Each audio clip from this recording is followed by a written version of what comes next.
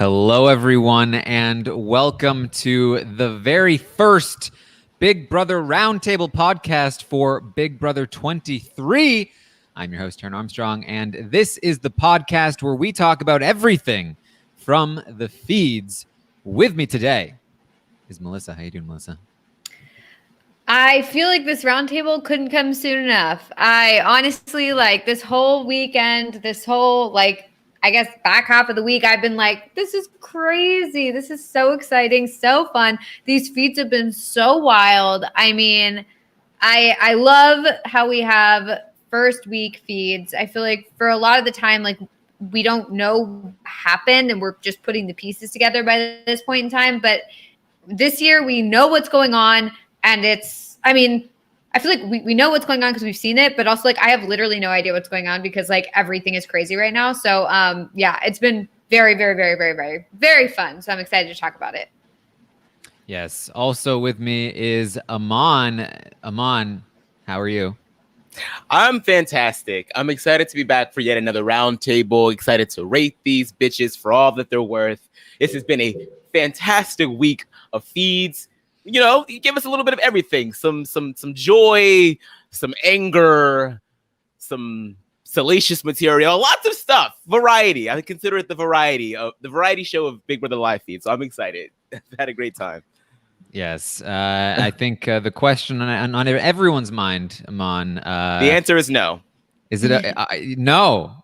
Really? Because my question was how, has it passed? Did it pass okay? Okay. I don't know if that's the question on everybody's mind. Are you okay? Is the chapstick lodged in your stomach somewhere? I have since been okay. I actually lost 2 pounds because of the whole ordeal. So I guess if anyone's looking for any weight loss tips, don't do that. Yeah, I was going to say, let's not pass out weight loss tips on this podcast. All right. For those that do not know what we're talking about, you're clearly out of the loop. You did not watch Big Brother Canada. Aman had some hot takes. He backed up those hot takes with chapstick. Said that he would eat a chapstick if he was wrong, and then he was wrong. So this is like that. This is like that moment on The Oscars when Ellen hosted and she was like, okay, Jennifer Lawrence, I'm not going to mention the fact that last year you fell. For those of you that don't know what I'm talking about, last year Jennifer Lawrence fell at the Oscars. So thank you, Taran. Thank you so much for the reminder. I just figured, it would be the elephant. Yeah, it would be the elephant in the room eating a chapstick if we didn't mention it. So, all the more reason for people to watch BB Can. Exactly. Yay. Now that we have that out of the way here, we are here going to talk about the week on the feeds for Big Brother 23, the first week of feeds here. And genuinely, from night one, we have seen it all. Although there have been quite a lot of feed outages, not anything that seems particularly important, but just in general, it's feeling a lot more Big Brother Canada than Big Brother US, which I think is kind of the direction that we've been going to or toward since last season. Yeah, I don't really know what's going on here. I mean, granted, this is the first live move-in with newbies. They're learning the ropes, so it looks like they're trying to, maybe they're doing it to protect them a little bit more, or maybe there's an entirely new staff over there that's also learning the ropes. I don't know. It's because I still feel like some stuff gets out and let slip. Correct me if I'm wrong, but isn't there a 4-minute delay anyway so that they can preemptively cut the feeds if anything controversial comes up? Yeah, they're not great at this. I feel like this is just something that they don't want to, I guess, hire too many people to do. I don't know what they don't invest a lot of budget into whether the feeds are on or not. And they don't cut nearly as much as they should in some parts. And then they overcut in lots of other places. And it's just very strange. And, they don't do a great job. I wish that we could just find an anonymous person that works for Big Brother, and not Spoiler Girl, not Vegas for sure. None of those hoes. I want to know someone who's deep in the trenches. Just DM me sometime and just let me know what's the tea when there are just random feed outages. Right now, when they're all getting ready for a toga party. The feeds are off. Why? Mhm. Why? They're not doing anything. They're just dressing themselves in blankets. Why can't we see that? Whoever's in charge just finds it too scandalous, I guess. It's I guess so. not okay. Not okay. All right. So, so far, this has been, as Melissa pointed out, a wild ride here. But I think we're all very excited with the start of this season. We came off of Big Brother Canada 9, which was a great season, pretty much all the way through, maybe like one dud week in there, like in total, which is it's pretty unheard of. And there has been a lot of talk of this being a new era of Big Brother. There's a new, casting mandate. There's a new casting director. And a lot of talk, a lot of promises from Rich and Allison about like, hey, we don't want big alliances to steamroll. We know what the fans want. We're gonna change things up and make sure that things go the right way. And so far, so good. I mean, I don't know if it's exactly like the twists that they've implemented that has been doing this, but the casting so far has been pretty spot on here. Great cast. A couple of people that I'm not too fond of, but like, hey, so you got to be not fond of some people, right? I guess, Melissa. Yeah, definitely. I mean, yeah, honestly, like when they were trying to figure out nominees for the first week, I was like, I don't want anybody to go home. I want everyone to stay. Now I've kind of, I'm okay with a couple people going. But in the beginning, I was like, I don't want anyone to go. Like, this is so sad. I could not think of like a good replacement nominee or even just nominees to go up. I was like, I don't want anyone to go. Obviously things have changed a little bit, but you know what? Like at the same time, it's fun to have people to root against as well. Like I know it's like as long as they're not like, actively like harming other people on the feeds or like being like, problematic, if we'll say that. Like if they're just like, on the other side of the house and they're like the villain character or whatever, like I'm fine with keeping them around a little bit longer. I just know that, when in Big Brother 16, when Devin was like a terror in the beginning, like with his whole HOH reign, it was like, we were like, get him out. And everyone was like cheering when he lost the veto and everything was, everyone was so pumped. And then he got out and it was like, oh, okay, well now what? So it's kind of like, as much as like, and I'll be honest, I'm talking about Frenchie here. As much as it's like, I'm so irritated with Frenchie and I'm just like, I like cannot stand some of the things that he's doing. Like if we just got him out next week, like, I don't know. Like, I feel like maybe we would miss something in terms of like having someone to root against moving forward. Now, that's not to say that, I love Frenchie by any means. I think that he's been real bad. He's not only been like playing such a horrible game, but like the way he's doing it is so awful. And like to then sit there and like lecture Derek X about like how he's like, oh, you just played too hard, too fast. You just played too fast. It's like, what the heck do you think you've been doing this whole time? Like you've been playing so terribly. So, it's been frustrating, but fun. Yeah. Well, let's talk about what we've seen here in the first week so far and get you guys caught up. There's honestly so much to discuss. Oh my God. That, so much. Yeah, where do you begin? We're really gonna have to sort of cut it to honestly what you're likely to see in the episodes, or at least maybe a little bit more detailed. And then we'll get into the state of the house and try to explain where people stand. We're not going to get too far in the weeds of all the different circles that went around in the last 6 days. But obviously we saw on night one that Frenchie won the first HOH of the season. Very powerful position to be in if you handle it well. And I think we're learning even if you don't handle it well, can go pretty well for you, or at least it can. And he is going to immediately promise all of the women and the people of color that he will not nominate any of them, that he has a goal, and that's to not have this season start with a person of color or woman being evicted this week. And he does eventually get around to there, but only because of all of the pressure and threats. He didn't even want to do it, which we'll get to. This whole Frenchie thing is so performative. It's like, it's one thing to be like, I don't know, it's one thing to not really mention it, but kind of be like, no, like I'm an ally or whatever, like if anyone brings it up. But like he was all about like, I'm an ally, I'm a member of the NAACP, like blah, blah, blah, blah, blah. Like I'm all about women and people of color and I want them to win and they don't have a fair shake and blah, blah, blah.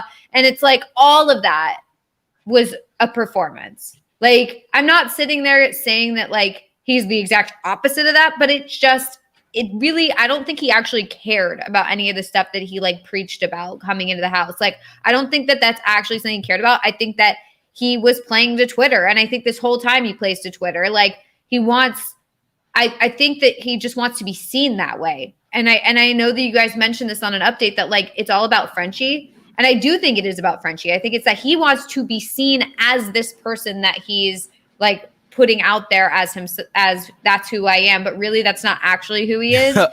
Well, good luck.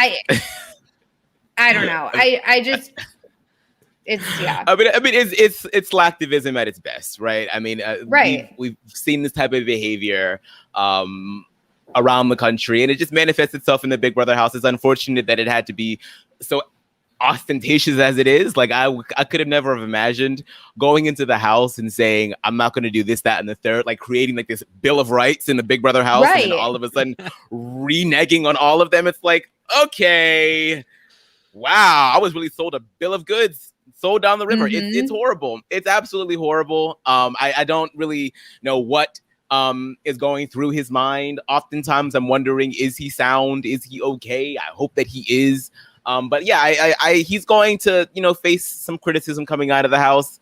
And it's self-inflicted, just how a lot of what he's been dealing with in the house is self-inflicted. So yeah, he's an interesting character. I tend to agree with you though, Melissa. It'll be interesting to see him leave early if he does. I'm not necessarily interested in seeing him win this game, but I think that a lot of us are, we're used to having someone to root against. And he just decided to take that role head on and welcome here. Welcome. Now you're going to get it. Yeah. At this point in time, thinking about Frenchie winning Big Brother 23 is, that's the bad place. It's the darkest timeline. Oh my God. Yeah. Can you, God, like, I don't even want to put this out there, but like thinking about like everyone just being like, you know how right now everybody is like all up about Frenchie because Frenchie's the HOH, or at least my hope is that it's because Frenchie's the HOH and everyone's going to like abandon that moving forward. But like, imagine if that doesn't change and everyone's just like, look, we have to do what Frenchie wants, guys. I always say Frankie, but we have to do what Frenchie wants. Like we got to, like, you have to be loyal to him. Like you have to prove your loyalty. Like he wants you to say this or that. Like I just cannot live with that for like any longer. Like he doesn't want like loyal. That's the thing, is like he doesn't want people to just like be on his side. He wants like fealty. Like he wants people to be like, no, you're amazing. Like you're the king. Like you are the leader. I want you to like I want to ride with you to the end. Like every single person needs to say that. It's very weird. And like even when he like called out someone like Claire or something, like, oh hey, you're not really talking to me. Like I don't know what your deal is. It's like, yeah, because she like doesn't want to. Like I don't see, like, I don't know. I feel like it's like he just wants everybody to be like on his side, and that's why he wants this like massive alliance. And it's like that doesn't make any sense. You can't have like if he even made just like a lick of sense in his strategy, I would be like, oh, okay, well, I see what he's doing. But like you can't bring in like a 15-person alliance, but have some people like but they're told about the alliance, but they're not actually in the alliance, but they know about it. But then we're not going to mention it to them any further. And then there's this like inner group, but like a bunch of other people are like in the inner group too. We don't really know who's in it. And then like some people like are going to go on the block, but they're in the alliance. But then the replacement nominee, like we need to talk with him and like bring him into the like group and strategize with the replacement nominee as like who's going home. It's like, None of this makes sense. Like, none of this is good strategy at all. Like, I don't know what he's doing. What's fascinating to me is watching it work, because it's so sloppy and so like grade level manipulation. Like, he is so bad at this, and yet we're seeing it work for the most part. He has won a lot of people over and put himself in a decent spot strategically, and it shouldn't. There's like no part of this should work. And I truly believe that the only reason it is working is because of his position as the first HOH. And I think what's fascinating about that to me is seeing just how much a little bit of power can go to, aid in manipulation of people below you. Right. Right. It's very interesting. But I do wonder if, because I agree and I don't agree, because I do think that it is working, but I think by and large, like you said, it is because of the first HOH. And I also think that the people that actually matter, the people that can be strategic forces in this game, such as a Tiffany or an Azza, are already onto his shit. And they're like, look, I love Frenchie, but it's just not giving. And so I do wonder if he's going to sink into, oh, we're going to keep you safe because you like you. And then it sinks into that we're going to keep you safe because no one is going to vote for your ass after what you've done. You know what I mean? I think it's for that to already be something that's in the air week one. How bad of a player do you have to be to make yourself a GOAT in week one? It is week one, and you've done this to yourself. It's insane. Now that there are people like Hannah that are like, oh yeah, I love Frenchie. I trust him. But where's Hannah been all week? You know what I mean? So the real power players here, what do they really feel about him? You know what I mean? The ones that are actually going to control Big Brother 23, I'm going to be interested to see how they continue to interact with him when he is out of power. And I hope to God nobody on his team wins, because he's going to treat it like his HOH, and I'm not here for it. I don't want to see it. No. Tiffany, week one is supposed to be an easy week. Like, this is supposed to be the easiest week possible. You just pick like one random person and be like, yeah, I didn't really get to know you or whatever, or like you lost the competition or whatever. And I'm sorry, but I have to get you out. And like, that's just the way you do it. And it's easy and it's done. And you build up, while you're HOH, you build up relationships with people, because people want to work with the HOH, and they, you start to just like create bonds with people, and that's about it. That's what it's supposed to be. That's a successful week one HOH. You don't have to go through these crazy, convoluted, like backdoor plan. Like, right. This you culture don't of need fear. that. Everybody thought they were going to be next. So everybody just, kowtowed to him because they didn't want to be the next one, especially when there's already a limited pool of people anyway. So everybody's just like scuttling to the corner, trying to get behind Frenchie and get all up in his ass. And I'm just like, y'all, like when y'all watch this back and y'all see the effery that he has pushed out there, you're gonna be like, what were we doing? What were we thinking? You know what I mean? Like, get his ass out of there. It just doesn't make any sense. It's just like, it's all so much work for nothing. And like, he's not putting himself in a good for Travis to go home. Right. It's like, he's not even putting himself like in a good position, like coming out of this. Cause it's like, okay, so like Kylan and Alyssa and Travis are all like annoyed because they were put on the block, but they're in his alliance, and like one of them's gonna go home, and it's like this whole thing. I mean, I really don't understand it, and I do want to point out that like I think that the theory has legs. That is that Frenchie didn't feel like he was accepted by the jocks and the athletes and stuff like that back in high school or college or whatever, and so he was like, you know what? I'm not for that. That's not who I am. Like, I'm with, the minorities and the women, and I'm going to, go with them. And that's my crew now. And then like literally the second he got like a little crumb of attention from a jock or whatever, like a meathead, quote unquote, it was all over. It was like, oh, okay, cool. No. We are friends. All right, great. I'm with you guys now. And it's like all of his, like all the stuff that he was preaching about just went like right out the window the second he got a little bit of attention from Brett. It's like, or Brent. Ugh, these names. Anyway. I mean, because I've seen that as well. I kind of disagree with it. I think that he honestly just went into that house wanting to do exactly what he said he was going to do on Twitter. He didn't want people to find his tweets. His Twitter account is under suspicious activity right now. He didn't want people to find his tweet saying, I'm going to go after the meatheads. He's got videos talking about all the types of, he's going to get rid of the showman. He's going to go after the meat. He didn't want people to find those tweets and then see him doing the exact opposite. But then all it took was for Brent to be like, you know, which Brent did share a very powerful and impactful story. So it's no shade to Brent. Brent did what he had to do, and I'm sorry for his loss. But that's all it took. And I think that Frenchie is just an impressionable person. He's an emotional person, and it just took one thing for him to just lose his train of thought. And now we're here. We are. You know what I mean? It's just I don't think that there's like this inner bullied child within him that never got along with the jocks. I think who's jocking out in Tennessee? Like it's just not the meatheads that said he had small arms. The ones the meatheads on the football team that he couldn't make friends with, and that teased him. Like literally hit him. I don't know. All I know is that like it's frustrating because it's like it'd be one thing if Frenchie went into the game like just like I'm gonna play the game, I'm gonna do what I have to do, blah blah blah.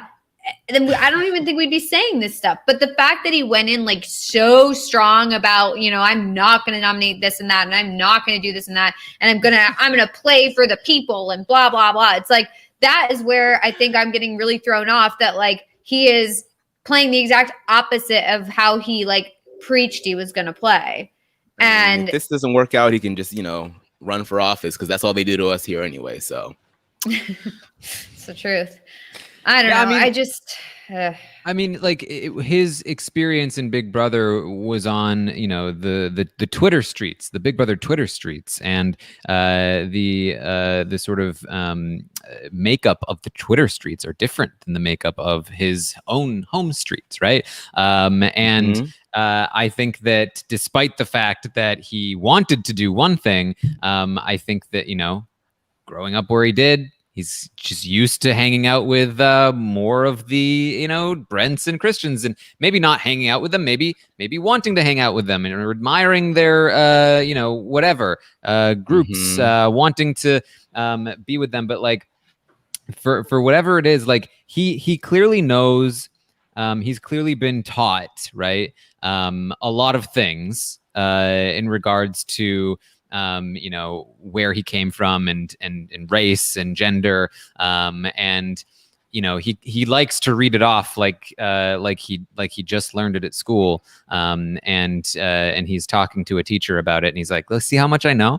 But I don't know that he's ever really lived it as much, or had an opportunity to. And so I think that that's maybe another factor here as well, where, you know, it's fine and dandy to talk about it. It's another thing to really be able to live it. Yeah, I think that's interesting though, because I do know a friend of his that went to high school with him, and he informed me that Frenchie did hang around a lot of the Black kids in his high school, and so I think it's just another cautionary tale about, yes, you can have people of color as friends and still end up practicing weird things, and like nobody is immune to learning how to, you know, be a decent human being. And not saying that I'm not accusing Frenchie of being racist. I don't think that that's appropriate. I'm just saying that I think that there are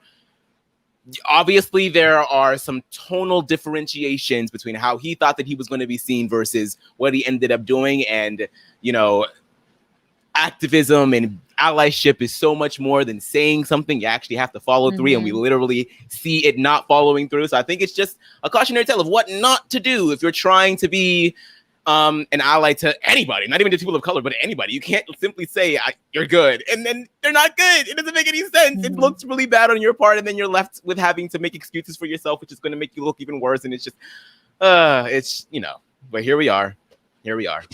I need to point out just briefly that I just saw a tweet from about a minute ago that Tiffany finally said it. She said to Sarah Beth, Frenchie, he talks so much. He reminds me of Devin a little bit. Well, You'll there we have an go. idea, and the next thing you know, we got 13 people in the damn alliance. Yep. It was finally said. It just needed to be said, and I'm glad Tiffany was the one to say it. That's so great. Honestly, Finally. oh my god, We're not alone. We're not crazy out here. I think part of the issue for me is that like Frenchie's not making any sense strategically. So it's not even like we could be like, well, look, like he didn't want to, put up any women or minorities, but like he really had to at that point because they were against him or whatever. Like he just like made up stuff to put them up, like when he really didn't need to do that. And it just doesn't make sense strategically because like apparently according to him, like they're in his alliance. So like why put them on the block? I've never seen such cognitive dissonance within one person. Like Right. There's just so much going on. And someone just needs to sit him down once he gets out of that house and just go through every decision of the first week and be like, okay, explain this to me. Okay, explain this to me. Okay, explain this to me. Now explain the whole thing to me. Now you read back your thoughts and tell me if that makes sense to you. That's what I want somebody to do to him. Just sit down and have a nice grand old therapy session with him. And then hopefully he can understand later on that like what you doing out, like, bro, you are wilding out here. You are really, really out here wilding. It's woo, thanks to Jesus. That's all I can say. Let go and let God. I need to accuse you of threatening him or something. I don't know. It's just like it's just so ridiculous, some of the stuff. Like I just feel like it's like they're staying up too late. Like they're just like talking in circles and then getting irritated with each other. And it's just I just feel like he just loses it. It's like go to bed, everybody. Like nothing good is happening after like 3 a.m. or whatever. Like that's way too late. Way too long to talk game. These people, they're quiet all day, and then just talk during the day. Like midnight hits, and they're like, "It's the witching hour. It's time for game." They're certainly not like the cast of BB21 where they would just talk right out in the open, because at all hours of the day. This cast is very much like, yeah, everything's hunky-dory in the daytime, but the freaks come out at night. That's so true. And it's literally like I'm sitting there watching feeds until like 1 a.m. and then it's like 1 a.m. hits and I'm like, man, nothing's been going on. Well, I guess it's like a slow night, time to go to bed. And then I wake up in the morning and I'm like, oh my God, what happened last night? After 1:30, everything, went crazy. Yeah, I wake up in the morning and they're still going. Oh my God. Although, Taran, you're in California now, so I don't want to hear that much complaining from you. Because if you were on the East Coast like me when they're up until like 5, 6 a.m., then I understand. But you're over there now. Yeah, but on I'm still doing updates on an East Coast schedule. That's true. Sleep schedule. I couldn't do it. True. I could not do it. I don't know how you do it. They stay up so late. Yeah. So you gotta get you a West Coast assistant. Shit. So Frenchie's target goes from Brent, and then Brent talks to him. He changes his mind. He goes to Christian. Christian wins safety in the wild card competition. So he changes his mind. He's going to go after Alyssa to target Christian. He then nominates Alyssa and Christian. Then when explaining to Alyssa and Kyland, when explaining to Alyssa and Kyland why he nominated them, Alyssa and Christian managed to sort of get back on his good side, and he just changes his mind and blames everything on Derek X, who becomes his backdoor target. Now, I do want to explain this a bit because it hasn't been in the episodes so far, and I don't know if it will be just because it is so weird to begin with. But this starts with Frenchie and Kyland on day 2 have a conversation early in the day, and it's a good conversation. Frenchie says he really likes Kyland. Kyland really likes Frenchie. They're going to be friends outside the house, and they would really like to work together. And Frenchie has this idea for an alliance called the Slaughterhouse, and within the Slaughterhouse is a core alliance called the Butchers, and he kind of wants to have Kyland in the core alliance, the Butchers. He tells Kyland about it, and he invites Kyland into his alliance, and Kyland feeling, I guess, grateful or good about Frenchie enough, decides that he's going to share some information with Frenchie, primarily about Derek X, because Derek X is one of the few people that Kyland has really talked to and has given him much information. Whitney was another person that Frenchie had been talking to and mentioning as somebody that he was good with. And so Kyland decided to tell Frenchie that Derek X did not really get along much with Whitney. And that's just from night one, they didn't seem to click very well. So with that information, after Christian becomes safe, Frenchie somehow warps that into Derek X is starting rumors, not about Whitney, but about Christian. I don't know how this happened. There may have been something that happened while the feeds were down, or it might be Frenchie just completely making something up. It could be Frenchie misinterpreting. It could be Frenchie just genuinely believing, because he's so focused on Christian that like he pulled a topaz on himself and was just like Christian. Yeah, Derek X made rumors about Christian. But he starts spreading that, and Derek X starts to get in a little bit of hot water because he's apparently spreading rumors about people. So then Frenchie gets word that alliances are starting to form. That he had already heard that Christian was trying to form an alliance with Whitney, and Whitney tells him about it. And he sees that Derek X has a long conversation with Kyland, because they're friends. And he's like, what's going on with that? He must be in an alliance with Kyland. Kyland had information coming from Derek X. Derek X is with Travis. This must be some kind of thing. And all of a sudden, he's hearing that they're, starting to spread stuff and talking about stuff. And Kyland tries to give Frenchie a heads up about like what they were talking about. But it just backfires, and Frenchie confronts Derek X, saying, "I know you're in an alliance," in front of Brent and Whitney. Now, Derek X earlier in the day had sensed that he was in some danger. I know this is a lot, but he'd sensed that he was in some danger, and had talked with Travis about, okay, if we're in some danger, who else can we throw out there? What about Brent? And he throws Brent's name out there, and he's like, what if you, me, and Kyland approach Frenchie and we say, hey, can you put Brent up instead of one of us? Because he's been told that, a guy's going to go up, because that's what Frenchie's been saying. And so that conversation gets warped into Derek X, Travis, and Kyland formed an alliance, a trio alliance that was specifically targeting Brent and also targeting Frenchie. It turned into them targeting Frenchie. And Derek X, poor Derek X, does not really know the game very well. The second he's confronted by Frenchie, he admits to the fact that he did have a conversation with Travis. And I was like, why? Like, just say, I don't know, what are you talking about? Just say like, wait, what do you mean? Like, just play dumb. Like, don't sit there and be like, yeah, no, that did happen. Mm-hmm, you're right. And I'm sorry. It's like, what? No, he didn't even like give you any details. He was just like, I know you've been talking. It's like, just be like, about what? Like, what are you talking about? Like, explain to me what you think I said. Like, I was like, stop. He clearly doesn't know what he's doing. This is why I did not think that Derek X would be Taran's first pick. I thought he was a fan. I did not realize that the only reason he said Chilltown was because one of the casting producers said that he would play like Dr. Will. Which also, I mean, what did he do in casting that had people thinking he'd play like Dr. Will? I mean, even like from his initial interviews, I was like, yeah, no, this is not a Dr. Will. Like, I never got the sense that he was a Dr. Will type. That's sort of the vibe that I got. I was like, oh, so this guy's like, he's, a peripheral fan. He's, he's good. And I was like, I almost picked him first, but I was being thirsty and I really tempered myself. I did not think that Taran would go for somebody like this, but there we go. Aman, I do believe that you offered your entire team for Derek X. If that offer is still on the table. Thirsty, Taran, because I was thirsty. Taran, go ahead and trade him now. So Derek X, any player who knew what they were doing would have, first of all, denied it.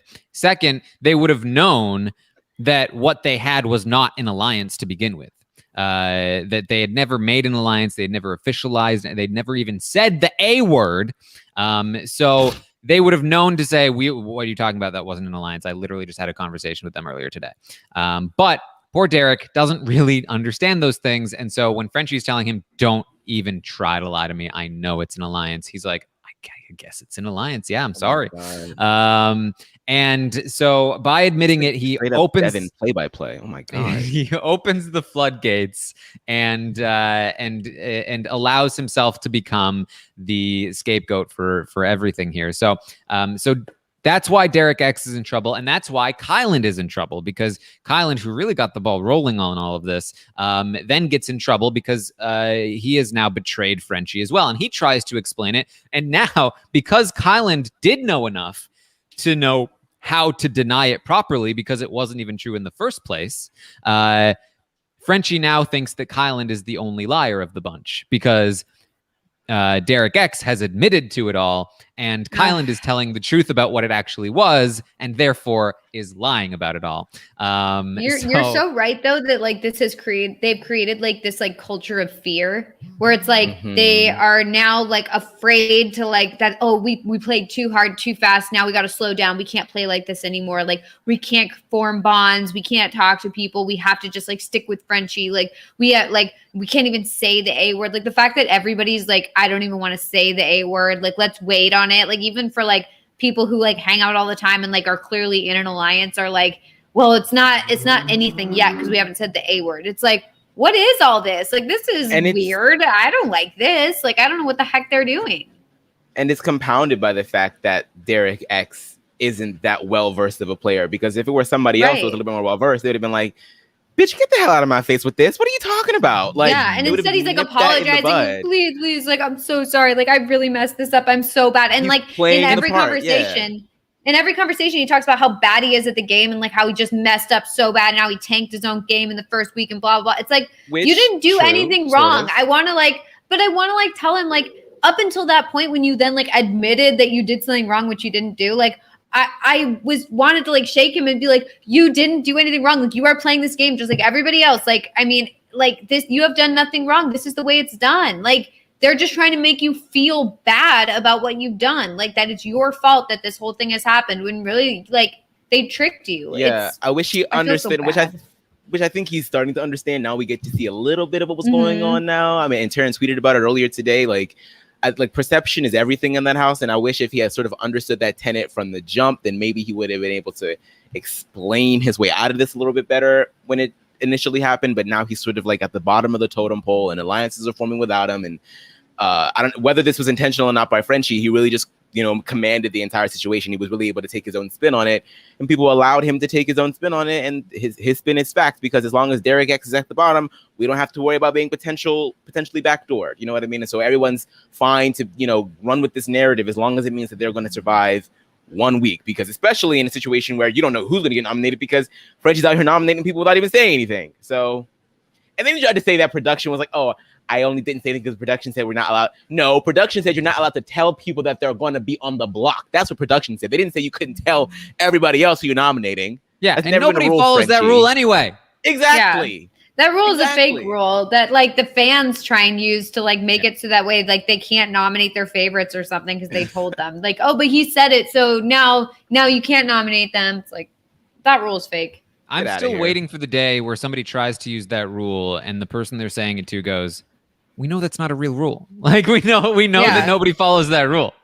All right. So Derek X becomes the scapegoat and the backdoor target for Frenchie, who now does not want Alyssa to go home, nor does he really want Kyland to go home at this point. However, Derek X is going to go ahead and win the veto. And just like that, Derek X is safe. And a secondary, or I should say sixth dairy target is going to come into effect here.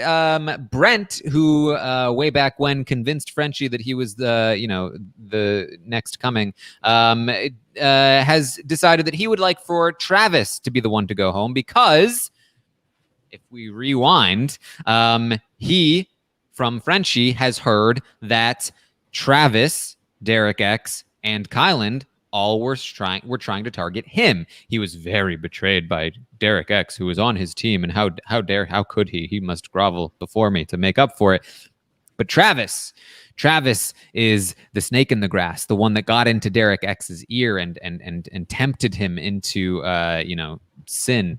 I don't know why I'm so biblical all of a sudden. It's Brent. He brings it out of me. He feels very biblical in the way that he thinks about things. Yeah, I can't drag you too hard for the Derek X read because clearly my Brent read was, God. Yes. So Brent has been wanting Travis out, and he, now that Derek X has won the veto, feels like boom, perfect opportunity.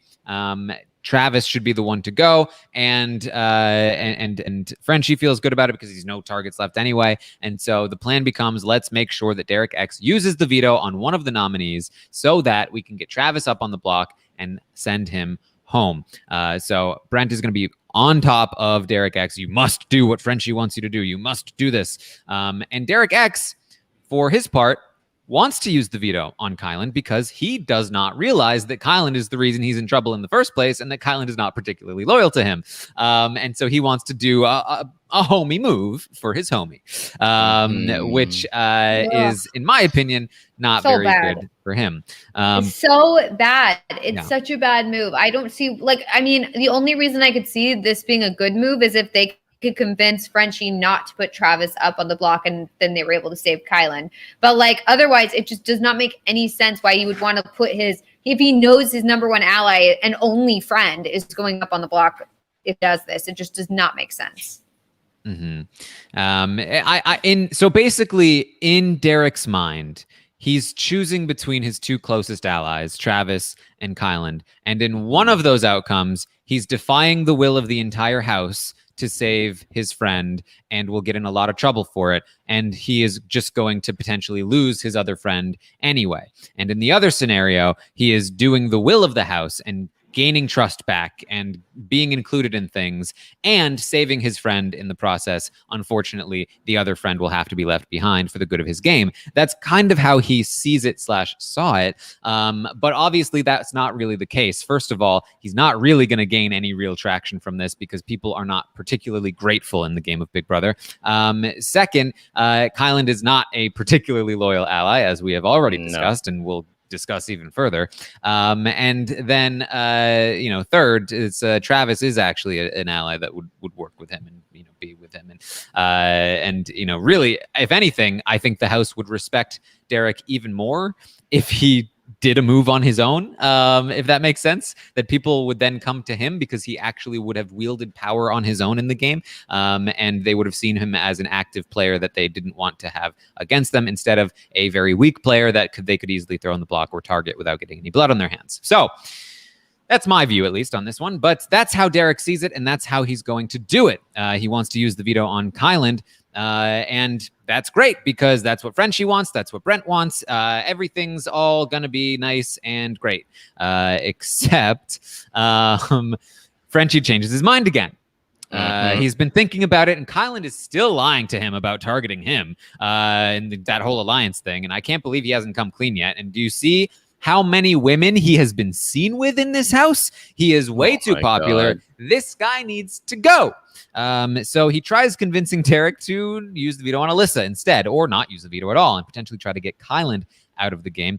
This is when all of the nonsense happened, where Kylan was like, Frenchie is promising Kylan that if the veto is used on Alyssa, that he would still be 100% safe. And Kylan's like, well, I was also 100% sure that I wasn't going to be on the block. So, which snaps to that. Don't snap at me like that. It's a legitimate comment. The fact that Frenchie is so upset that he said that when it's like, no, but it's true. You did promise him that you did tell him in the beginning that he was safe and he wasn't going to go on the block. And then all of a sudden he was on the block. It's legitimate concern that I don't know if I can trust that when you're telling me I'm 100% safe, when you told me I was 100% not going to go on the block and now I am on the block. The fact that Frenchie gets so upset about it. How dare you speak truth to my delusion? And I hope that was another red flag amongst a host of many red flags for everybody that was involved in that conversation, probably with the exception of Brent, because Brent and him have some sort of bromance going on at this point. But Xavier saw that. Kylan obviously experienced that. Derek X was there for that. I hope that they're all sitting here like, Mhm. oh, okay, so we can't say anything in dissent of this dude, or he's just gonna go off the deep end. Like that was insane, and he like that should be it. That should be all they need to know moving forward when it comes to working with Frenchie. That's it. By the way, the fact that they think that this Frenchie Brent's like bromance is like adorable is just Who said that? so horrific. No, like Whitney, how she's like, tell the story again about how you two became BFFs, and they're like, oh my god, it was so funny. So like we talked, and now we're BFFs. We both applied it's like for this show, Big Brother. Yeah. We ended up in the house together, and now we're friends. It's like, this is not the feel-good story you think it is. This is just like vomit-inducing. Like, I have no desire for this at all. Like, I don't think it's cute. I don't think it's fun. I just like, I want them to go far, far away from each other and just like out of the house, and then that's it. Like, I honestly, right, it's off like into the sunset. Yeah, it's like it's not a cute, fun little story. Like it's not. God, it's gross. I had no idea that they were going around like telling the story of their, they're literally like telling the story of like how wow, what an amazing If that was on camera 4, I was on camera 1 because I saw none of that. So literally, it's like, yeah, it's like a tale of like love and acceptance, and like not judging people off of like what they look like or their whatever. It's like, oh, you know what? I guess this a little bit of is not that. I guess that turns Yeah, like the fact that they're sitting there like they're just sitting there like, oh well, I unfairly judged this meathead, and instead he actually has a heart of gold. It's like, oh my god, it's so Yeah, Frenchie will run around Gross. and basically be like, "Hey, have you heard the story of Brent and myself?" And they'll be like, "Yeah, I'm pretty sure. Well, only pretty sure. Well, let me just tell you. Yeah, let me just tell you right. And let me just like reset. So night 1, and it all. Like, it I all hated happened. this guy. I hated him. Well, now we're Ugh. slapping butts. Slapping butts. Yeah, he talked about it. Wow, Aman, you're really not on the right feeds. Actually, you are on the right feeds, actually. I am on the correct feed. All right. Yeah. So despite Frenchie literally hounding Derek X all night long to try and convince him to use the veto on Alyssa or not use the veto instead of using it on Kyland, Derek X is going to hold his ground. And this is one of those rare instances where I'm like, I appreciate what you're doing for Kyland in this moment, and I appreciate that you've got a backbone in this game. Unfortunately, it's for a move I don't agree with, but hey, still, promise shown. And he is eventually going to use the veto on Kyland, and Travis is going to go up as the replacement nominee. That's where we stand right now, with Travis as the most likely first boot for the season, though I would not necessarily, write that check before Thursday because, this is the Big Brother 23 house we're talking about. Right. And that's why I'm not as down on the move to save Kyland, because I agree that it's definitely, you're saving someone that's definitely actively not trying to make sure that you don't go out next week. But there's still that sliver of a chance that these people get their act together. And we saw, Derek X was sort of, making some of these comments today about how he really needs to focus on getting his footing in this game as opposed to just trying to save people that he thinks, are going to be good for his game. I think that there's still a shot that there's a way that he can wiggle his way out there. I think that there's still a world in which Kyland actually wakes up and is like, you know what? Like Frenchie was the one that did this. Derek didn't do this at any of this. Frenchie did all of this. So maybe we should be pointing our arrows over there. So maybe, Kyland's already talking about throwing the HOH, so fat chance, but I don't know. There's still potential there, and there's still potential that Travis could stay if they just start putting their thinking caps on and think about what's going on, especially since Kyland already told Sarah Beth about the slaughterhouse. So it's like, hello, like you should be doing something else. But even Sarah Beth's trying to go after Derek X. It's like this guy can't even catch a break. It's like, damn it, like. What does he got to do? Like, he saved you with the veto. Like, what else is there to it? And you want to get rid of him next week? He'd save you again. It falls into that pattern where it's like in the beginning of the game, it's so easy to just go after the people who are already on the outs. Like, it's just like, well, but we're so early. And like, you know, this person's on the outs. Like, who's going to be mad if I go after them? Like, I don't really want to like make a big splash. So I'm just going to go after this person that's already like on the way out. And that's seemingly fine. But the problem is that like it adds up. And by the time then when you're like, okay, now I'm ready to make a big move, you're in the minority while the majority alliance is sitting there going to pick you off one by one. And now you're on the outs. Like, it's you have to like nip that in the bud right away. Exactly. Like, change the culture of the game. It's like, oh, we're talking about easy targets. They're an easy target because you're allowing them to be an easy target. I mean, Tiffany was talking about it today. Like, I don't want to do what the house wants to do. If we're doing something that the house wants to do, then why are we even here? Like, right. Derek X does not have to be an easy target. Y'all can easily scoop him up and do something. Right. That's the thing is they could easily like bring him in. Like, he has nobody. Like, especially when Travis leaves, like he's gonna have nobody. Like, bring him in, be like, look, I want to work with you. Like this, he'll be looking for that. He'll be like, and then the second he gets that, he'll be loyal. Like it just like, it makes sense to try and bring them into the fold instead of just like isolating them more and then being like, well, let's just let everyone pick him off because at least it's not me. Like it's not a good way to play.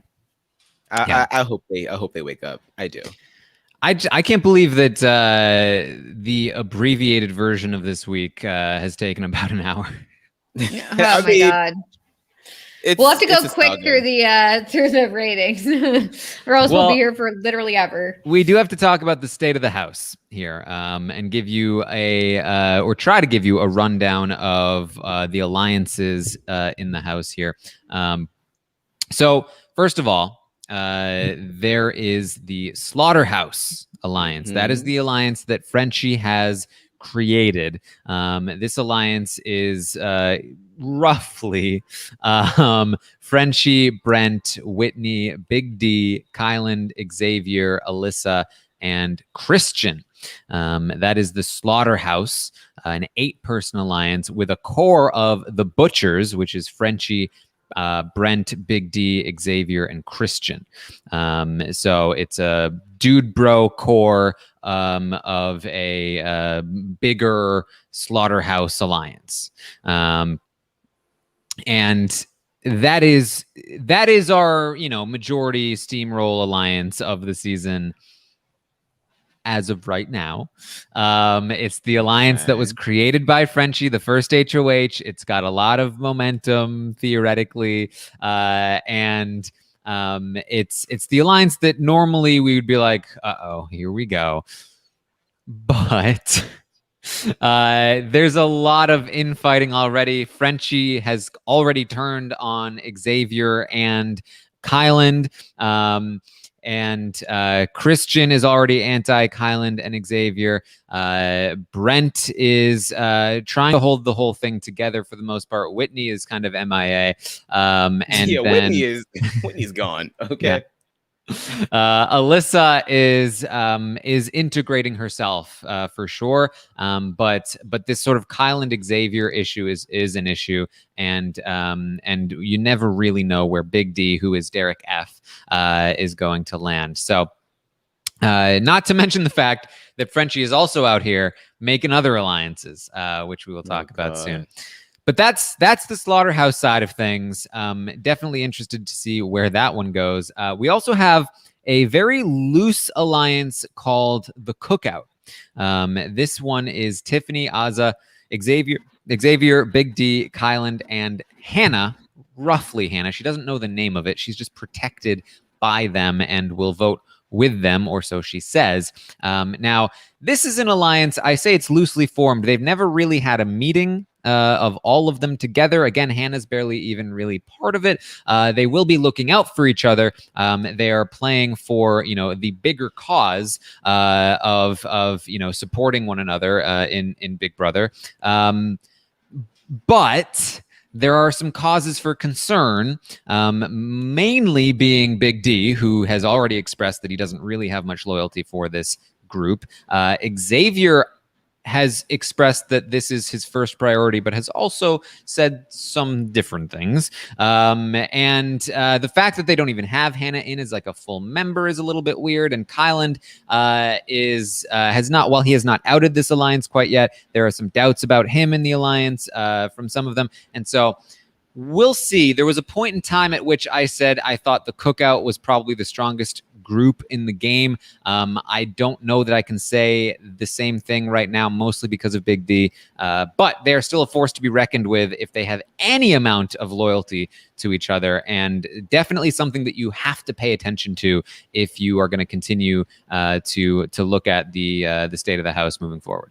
And will I just say, you know, as a fellow African American, I see all of the critiques about people saying, you know, oh, they're not meeting up. This is a very weird alliance. Like, they're not even having meetings. It's like, look, sometimes you just be giving brothers and sisters a look. That's all you need to do. You give them the look, and you know you're good. That being said, because of the fact that Big D is out here running around acting crazy, y'all do need to sit your asses down and have a talk, because this is about to. Sit down, grab a plate, have a talk, please. Yeah. If you have any interest in all of keeping this afloat, or else it's just gonna, the Cookout's about to be canceled. It is. Yeah, start making the food. It's raining, okay?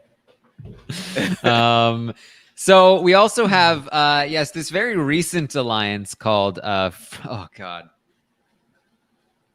I haven't said it out loud yet, and I don't want to. Oh no, not this one. Can we at least go through the girl ones first? All right, we'll skip this one for now. There's the Sirens, which is a women's alliance with Tiffany, Claire, Azza, and Brittany. They haven't really been super talky since they sort of formed it. We also have Jackpot, which is Tiffany, Claire, and Sarah. Tiffany doing a lot in a good way. Loving what I'm seeing from Tiffany. We'll talk more about that. And she's also included in this Frenchie alliance that he has started with the women of the house. He calls it French Kisses.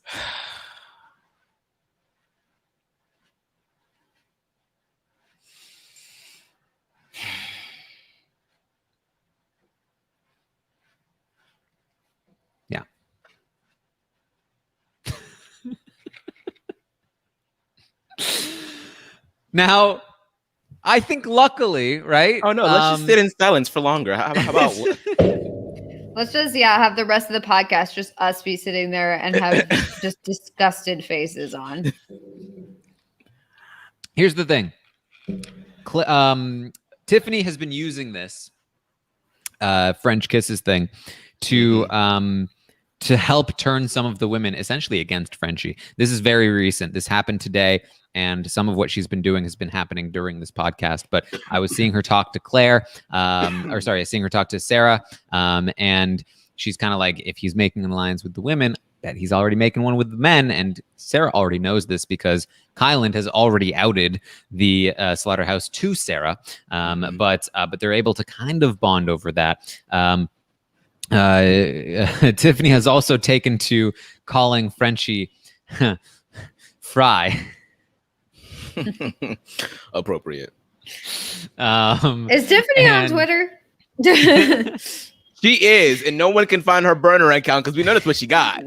But see, this is like Frenchie is a product of Twitter. Tiffany Tiffany sets the trends for Twitter. Yeah, you know what I mean? Exactly. She's so good. I just love her. So Tiffany has been doing some work as we speak.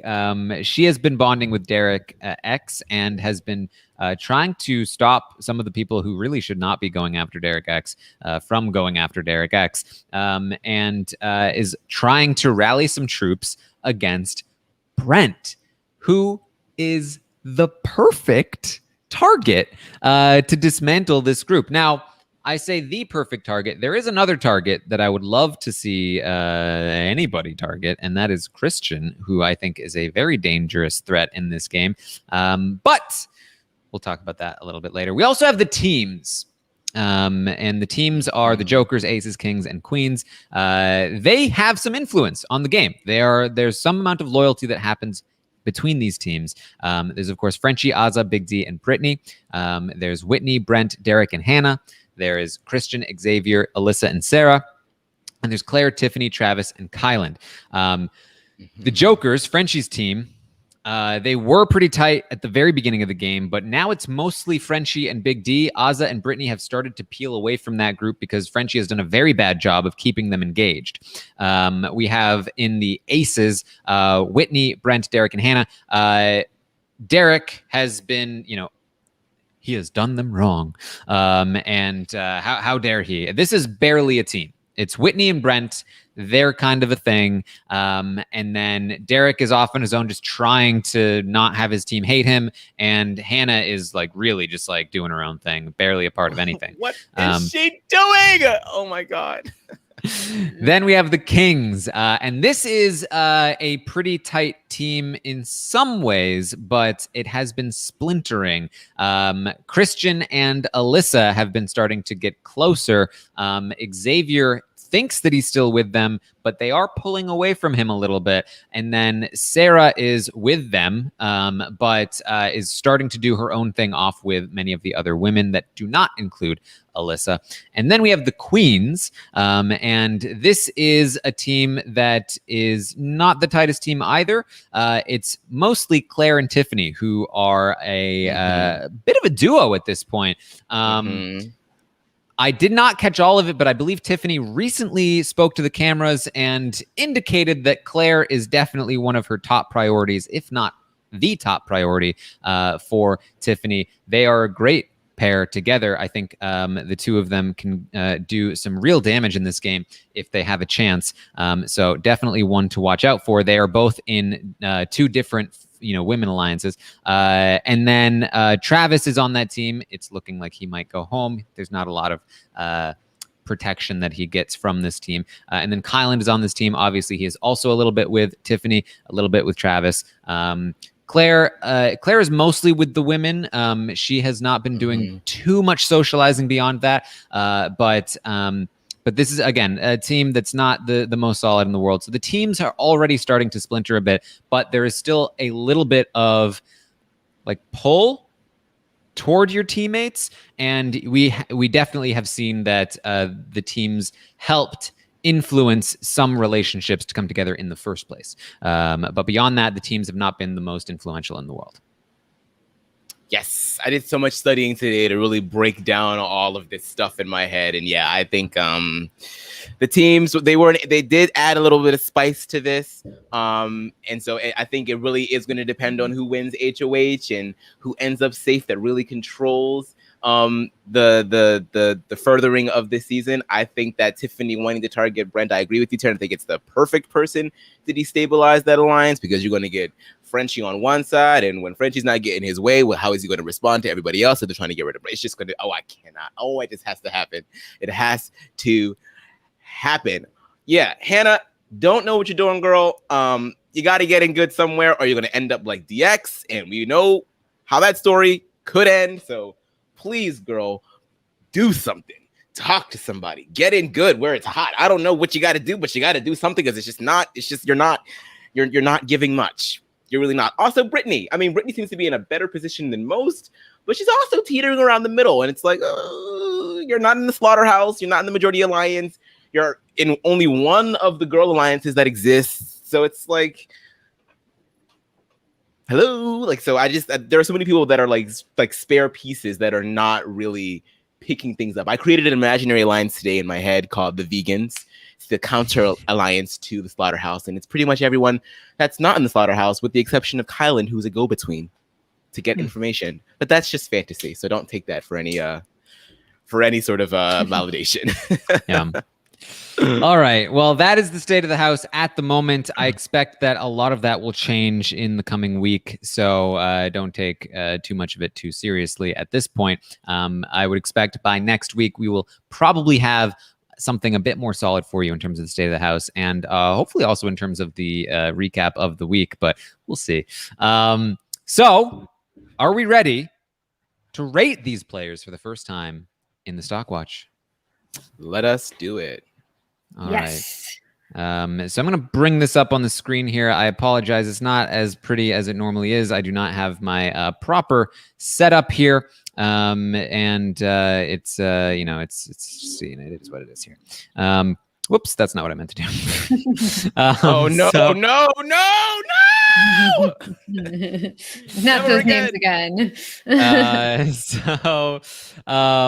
So here we are, the Stock Watch ratings. What we do here is that I have sent out a survey link on Twitter at Armstrong Taran. You still have a chance to submit those ratings if you want. You have a little bit of time left if you want to. On Twitter, survey link, and you rate each player based on their gameplay 1 through 10. 10 being the best. They are doing extraordinarily well. They are set up. They have done as well as they possibly could in the week, and they are a likely candidate, a very likely candidate to win the game. All the way down to a 1, which is that they played as pretty much as badly as they possibly could, or as poorly as they possibly could, and they have basically no chance to win the game, and they're just terrible. Probably on their way out the door. And then a 5 is, average, middle of the road, replacement level player who is not necessarily super positive, not necessarily super negative either. So with that in mind, the three of us are going to give the players a rating, and then the audience average score will also be in as a rating. And then we're going to, total it off. It's going to be submitted to the Stock Watch, the Reality Stock Watch website, where you guys can play the game along with us here. And it will be the base for the prices that we are going to give to the stocks, the individual shares of stock in each player. You can then buy and sell stocks from the players based on where you think they might go in the following week, whether it's up or down according to these ratings. So that's how it's played. That's what we're going to do. And we're going to start with Alyssa. Let's start with Alyssa, who is on the block. On the block, not a great place to be in the first week. Historically, nobody has ever survived a week 1 vote on the block and gone on to win the game. In fact, nobody except for Steve has even touched the block in the first week and gone on to win the game. Steve famously winning the first veto in the first week to save himself and take himself off the block, which is the only exception to this rule. It's not a great place to start the game because it limits your initial social sort of bonds and strategic foundation, essentially. So I don't love that she is on the block here, but she's handled it decently well, and I think that she has a lot of potential in this game. That said, for me, I have to go down to a 3 out of 10 for Alyssa. And that's because, first of all, again, she's on the block. Not only is she on the block, and that's bad for her long term, it's also very bad for her short term. And that's because, as I mentioned at the start of this podcast, this is a weird house, and things have changed and shifted all over the place, and there's still, a full 2 days for things to go completely awry, and for Alyssa to end up being on the wrong end of a vote flip. And so she could be on her way out the door, 48 hours from now, and that is not a great place to be. And I don't think it's particularly unlikely.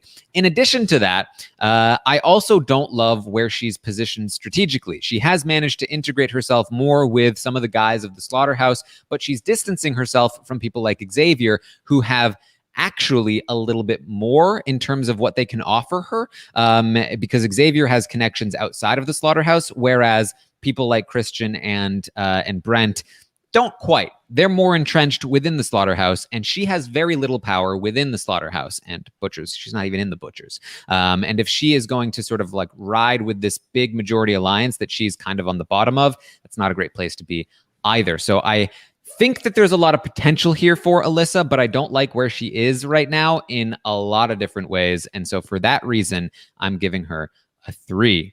Aman, what do you think?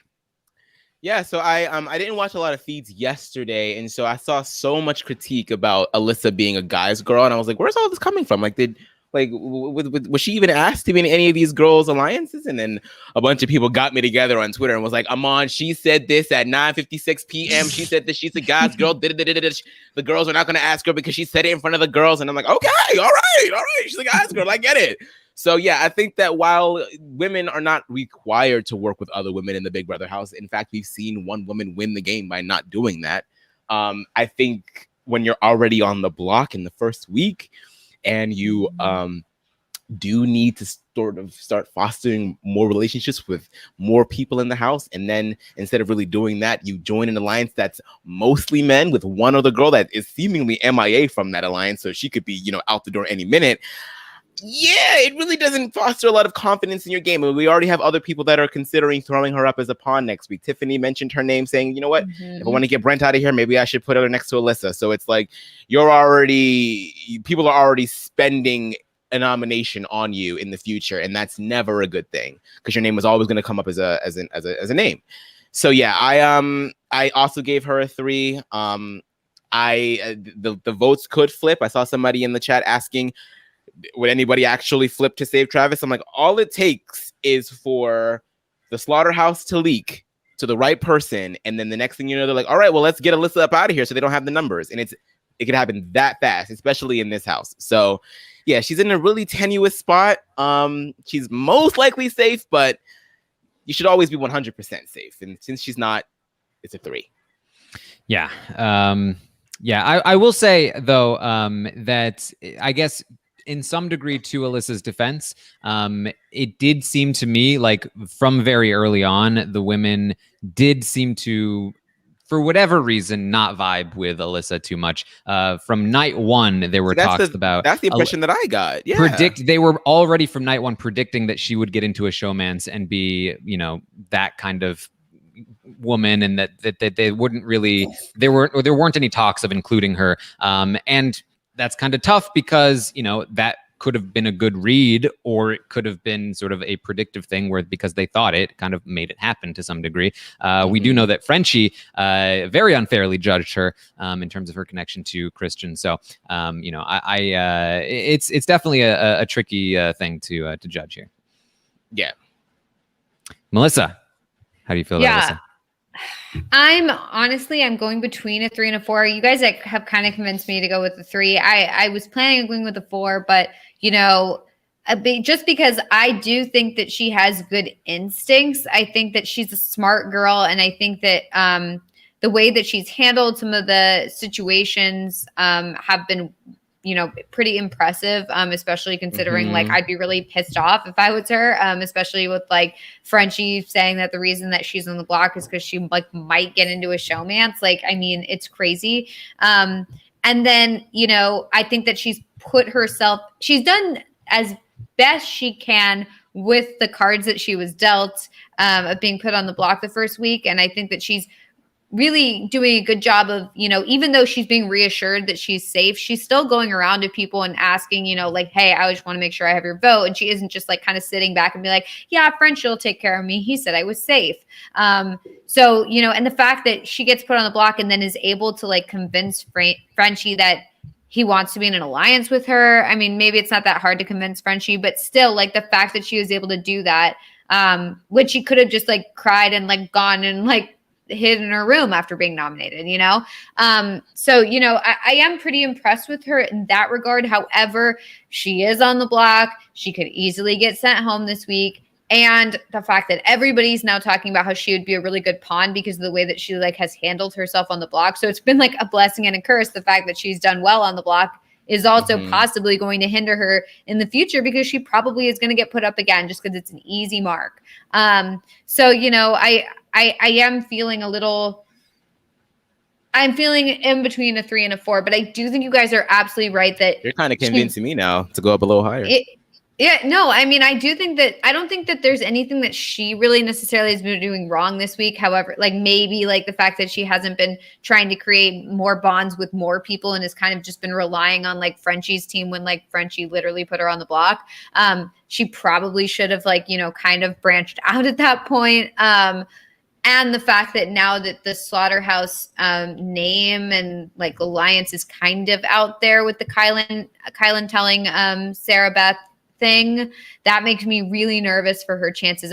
And the fact that Derek X is now going around being like, I think I made a mistake. I think maybe we need to figure out a way to keep Travis. Like it seems too risky to me to go up to a 4 right now. So I'm going to go with a 3, but I think that's a 3 that could absolutely get bumped up.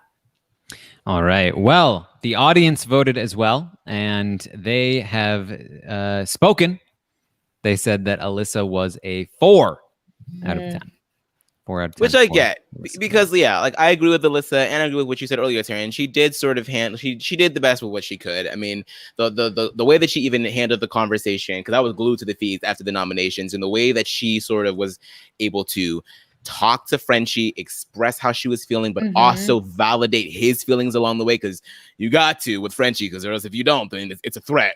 So the fact that she was able to sort of do that, and she's garnering the votes for herself. They still could change, but she is doing what she must do. And I think that there really wasn't much that she was doing wrong in the beginning. I think that she was going to get nominated because Frenchie had this idea in her mind. And if anything, if Alyssa had an even better social game, it might have been even more of an incentive for Frenchie to put her on the block. So I don't think that there was much that she could have done to avoid the situation that she was dealt, but she is doing what she can to dig herself out of it. So I respect the 4. Yeah, I think for me it's like, and this is oversimplified, but she's kind of like a 6 out of 10 base level player potentially. That's what I'm seeing in her. But current positioning, dock a point, long-term effects of being a first nominee, dock a point, and then short-term effects of potentially going home, dock another point, and then right. So let's talk about Azah. Melissa, let's start with you on Azah.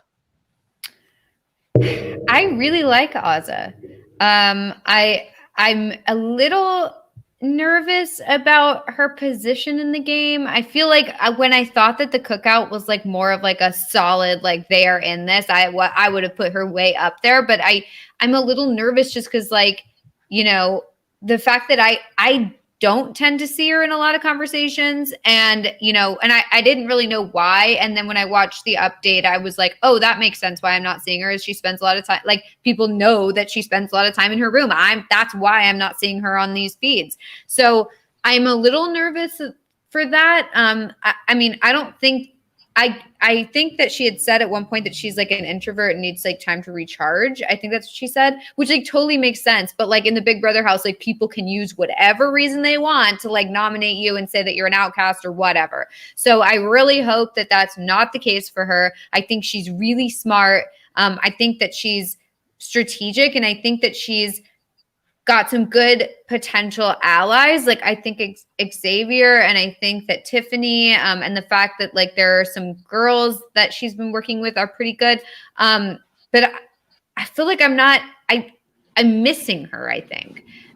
So I'm not fully prepared to give her like an amazing score, but I do think that she's playing, or that I see her playing better than average. So I feel like I want to give her a 6. Because I'm more impressed with her than just middling. But I'm a little like worried about her positioning in the house. So yeah, I'm going to give her a 6 because I do have faith that she can do this. I don't know where she's at right now. Aman, what do you think? I am giving Azah an 8.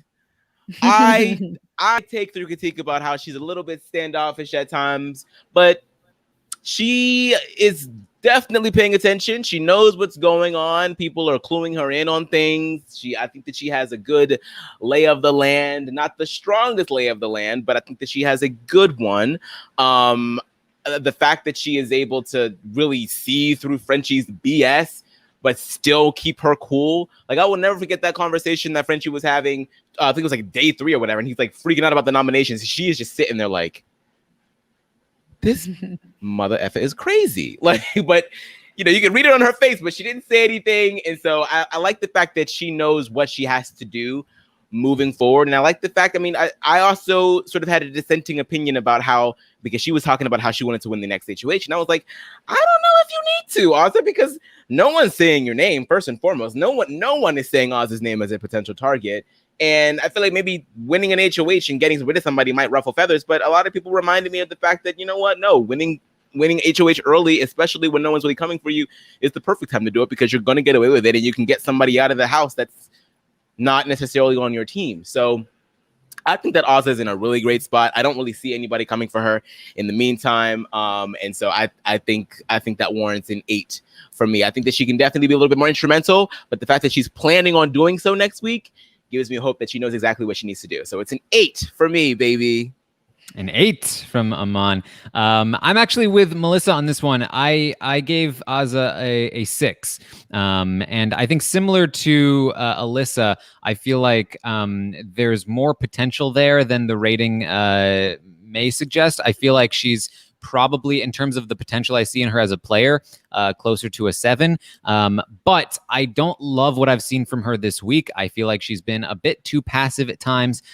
She was a little too slow to come around on the Frenchie thing. I didn't love her strategy of like, I'm definitely gonna like for sure target the first HOH winner in the first place. I mean, I like the idea in the sense that the first HOH winner often should be targeted, but it seemed like she really was like hard and fast about that rule until she literally couldn't, which was a little strange.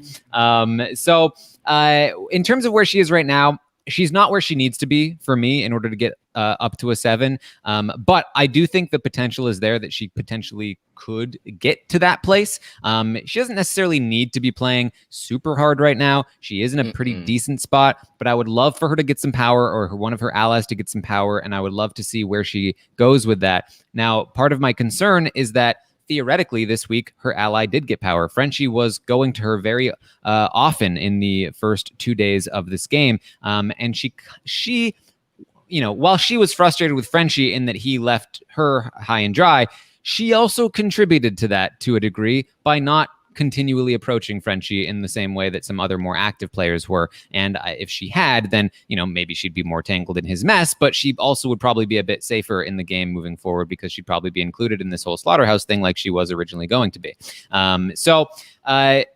But it's not her style, Taran. Exactly. She's the type. she literally told everybody else, like, just don't do anything. Just everybody stop. Everybody stay where you are. Just freeze. And I'm kind of interested in that sort of like possum type energy, like just let everybody else flail about, and I'm just gonna be sitting here, So it might not be the most interesting as of now, but in a house like this, who knows? Especially with an HOH like Frenchie, I think it might have been the better play, because I don't know if you necessarily want to be entangled in Frenchie's BS, even if you are safe for the week. So, time will tell, but I think it was a good read. And so basically, I think the way I see it is that at some point, she's going to have to turn it on. If she doesn't, then, this is going to plummet. But if she's willing and capable of turning it on when she needs to, okay. Yeah. So the audience is with Melissa and I on this one. They gave Azza a 6 out of 10. All right. Let's go now to Brent. Let's talk about Brent. Aman, how do you feel about Brent? Another 8, right? No. I struggled with Brent. Brent is kind of one of those middling characters for me. I think that he did a great job with getting himself out of the crosshairs with Frenchie. That's probably the strongest thing that he's done out of this past 7 days. Everything else, socially wise, has just been a mess. Like he can come off very condescending. The way that he was treating DX when he won that veto was just so off-putting, and when he feels like he has power, the way that he felt like he had to be like an evangelist for Frenchie, I'm like, what are you doing? So with that being said, I'm really going to be interested to see what happens when Frenchie is out of power and everything shifts. Like, is he just going to do the exact same thing that he did with Frenchie with somebody else, or is he now just tied down with Frenchie and that's it? I don't know. But I'm missing the charm, sir. I'm not very charmed. Maybe it worked on Frenchie, but I don't know if that would necessarily work on me. And so I think I respect what he did, but he's still a target, at least by 3 people heading into next week, and that's not good. So I think I'm gonna give him a 5. I think a 5 is suitable. Yeah, that's where I was at with Brent as well. And the reason being, I think that Brent has done a very good job of like I sort of picture Brent as like a little like scurrying parasite, right? And he has burrowed in to the slaughterhouse, and he is like very well entrenched within it now. And if the slaughterhouse is going to, run roughshod over this house and have a smooth ride to the end, then I think that he's going to be in a very dominant position because he has people on every corner, and he has been doing very well to set up this structure for himself. Now, before we start saying he's the next coming of Cody Calafiore, he has nothing beyond that. And he has nowhere near the strategic chops or the social chops of a Cody. And he is already being targeted by most of the other side of the house at this point. And he is already rubbing people the wrong way. So that's the biggest flaw here, that we have people like Tiffany, people like Aza, people like Claire already starting to talk about, well, we may need to target somebody like Brent. Tiffany, as we were talking, was trying to convince Big D to go after Brent. I don't know if she made much progress, but she is trying to get some kind of army against him. Now, this could really end up being who wins HOH next week, and where does Brent go from there? And in some ways, because of that, I'm kind of smack dab in the middle on him. He could absolutely go up if Slaughterhouse takes power and he further entrenches himself within that structure, or he could be on the way out the door next week because somebody like Tiffany or Claire wins HOH, and he's in big trouble because of that. So definitely some different ways that this could go. And right now I'm about at a 5 for him. Melissa, what do you think? Yeah, I would have to agree with you. Sorry, it was like bad timing. I would have to agree with you guys on the 5, just because like I feel like I was very impressed. If we took just like the first half of the week, I would say I was very impressed with him because I do feel like he was able to totally ingratiate himself with Frenchie. After Frenchie was like, yeah, no, this is my target. This is it. And there's nothing that can be done. It's like, oh, actually there is something that can be done. And Brent just did it. So I was very impressed with Brent in the beginning. However, halfway through the week, it seems like, he's just gone a little too far, where it's like, it's one thing to befriend the HOH, but it's another thing to become like his like right-hand man. And, and also like, doing a lot of like right up under him. Right. And gaslighting people and like making them feel inferior. And there's just like a bunch of bad vibes that are coming from him. And people are seeing it. People are noticing it. And even like Derek X, like who at first was like, man, they're so right. I betrayed everyone. I did such a bad job. Now he's kind of like, wait a second. They're being a little much. Like, this is a little much. Brent just constantly makes me like grovel to him. Like, I don't want to do that. And I feel like a lot of, even starting next week, I think even if people are afraid to go after Frenchie, they're not too afraid to go after his right-hand man. So I do think Brent's in a lot of danger moving forward if anybody else gets power. So that's why, even though I was impressed with him this week, I can't go higher than a 5 just because I think he has a lot of flaws in his game and the way that he talks to people. And I think people aren't going to want to deal with that moving forward. Yes. All right. Well, the audience agrees with us on this one. They also gave Brent a 5. So it's going to be straight 5s for Brent on the Stock Watch score. Right in the middle. Right in that middle. So let's talk about Brittany. Brittany is an interesting one for me because I still don't really know where she is in all of this exactly, but I do think Brittany has potential. She is positioned decently between Frenchie and the Sirens and all of that. She's not like a main target of anyone within the slaughterhouse. There are bigger threats than her, and she seems to have a decent head on her shoulders in terms of when to withhold information and when to give information. She's not the best socially, but she can hold her own. And I do think that she she has like strategic chops, and I'm not sure where those chops are going to lead her necessarily, but I think that there's some potential here. Her biggest flaw for me is that she seems to just like randomly have it out for like specific people, particularly Hannah, and she just keeps talking about being threatened by Hannah and how smart she is, and Hannah's the better dancer. Is that it? Just- Is that where it just- comes from? Just saying. Hannah has also recently, by the way, found Alyssa's ire. It seems, as Alyssa's been asking all day if Hannah. Do you think that like I'm the second choice for all the guys after Hannah? Like, where did this come from?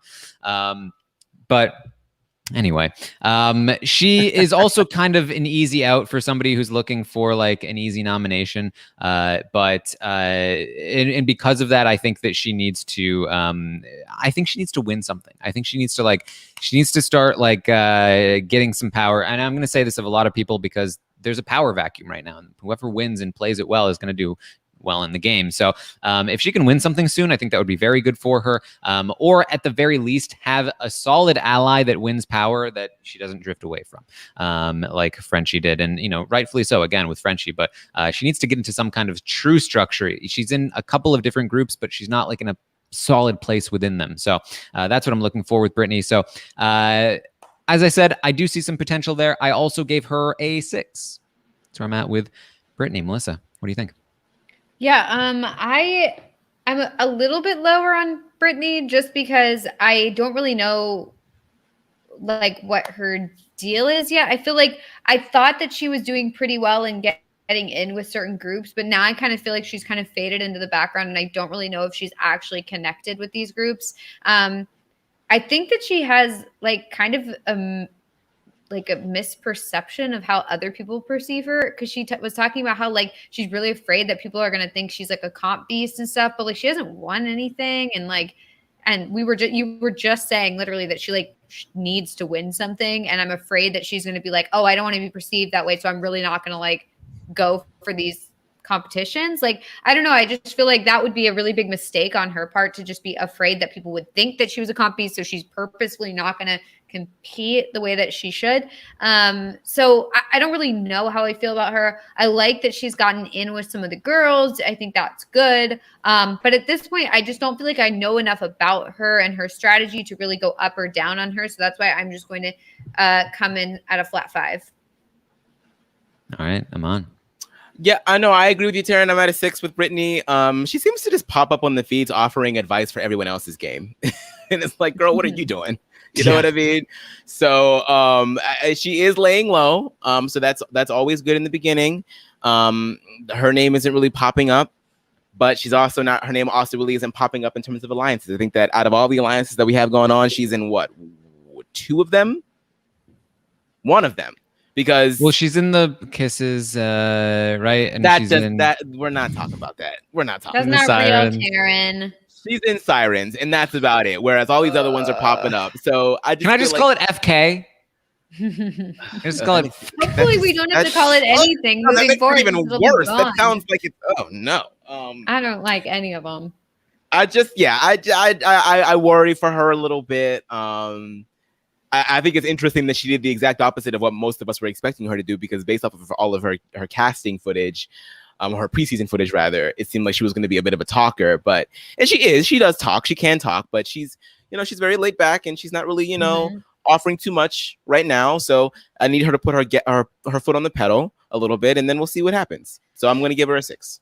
What's funny to me is that the very first time I heard the name Slaughterhouse as an alliance spoken on the feeds was Brittany to Azza, and I thought it was Brittany's idea for Azza and them.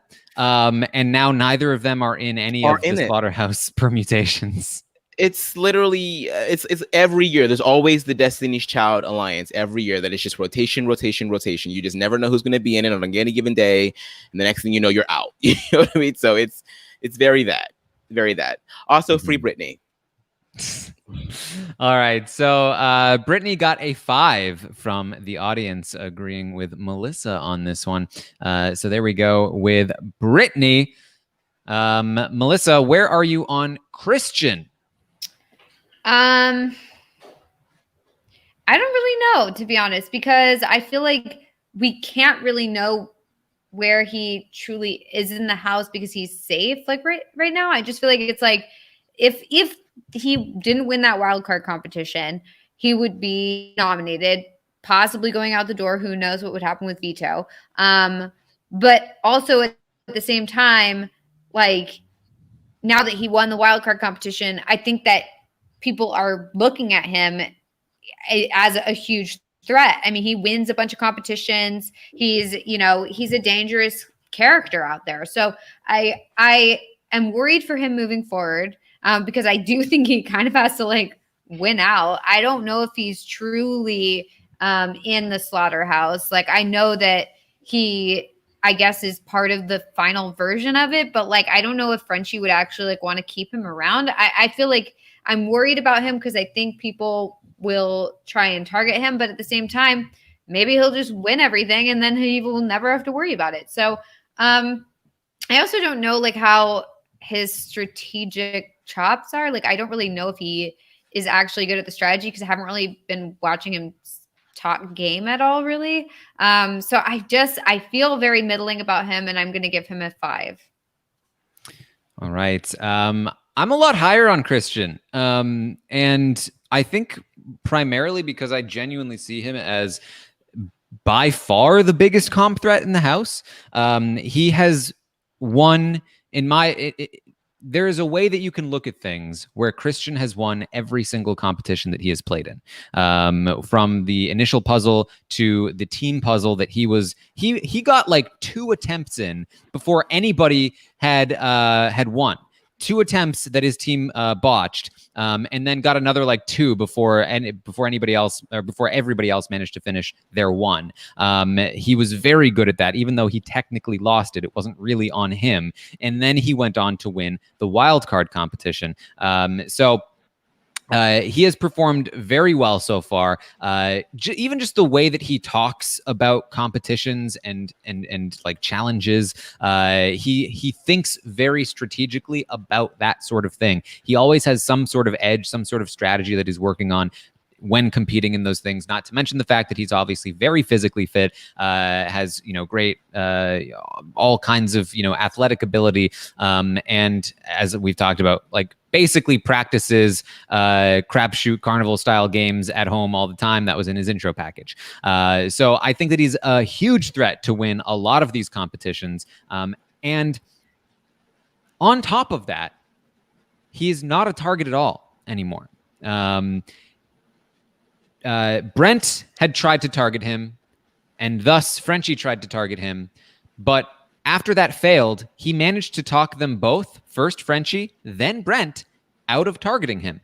Neither of those men want to target him anymore. He is firmly entrenched, not only in the power alliance of the people who tried to get him on the block and send him home this week that he needed to win that wildcard competition. He's not only now in an alliance with them, he's in the core of that alliance with them, which is, certainly speaks a bit to Frenchie and Brent to some degree, but he has done a very good job of reintegrating himself with those people. And on top of that, unlike Brent, Christian has people on the outside of that group who are talking about how much they love him. He has a final 2 with Frenchie. He has a separate final 2 with Big D, Derek F.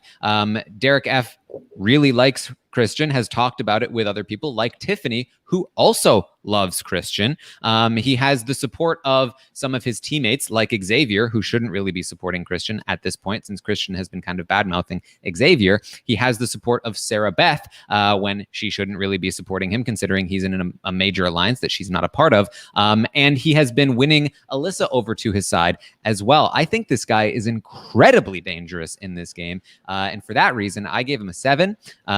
I think that he could absolutely pop up as another threat because he is so threatening. But right now, he's doing pretty well. And I would really keep an eye on this guy if I were anybody in that house. And nobody seems to be. And that's concerning.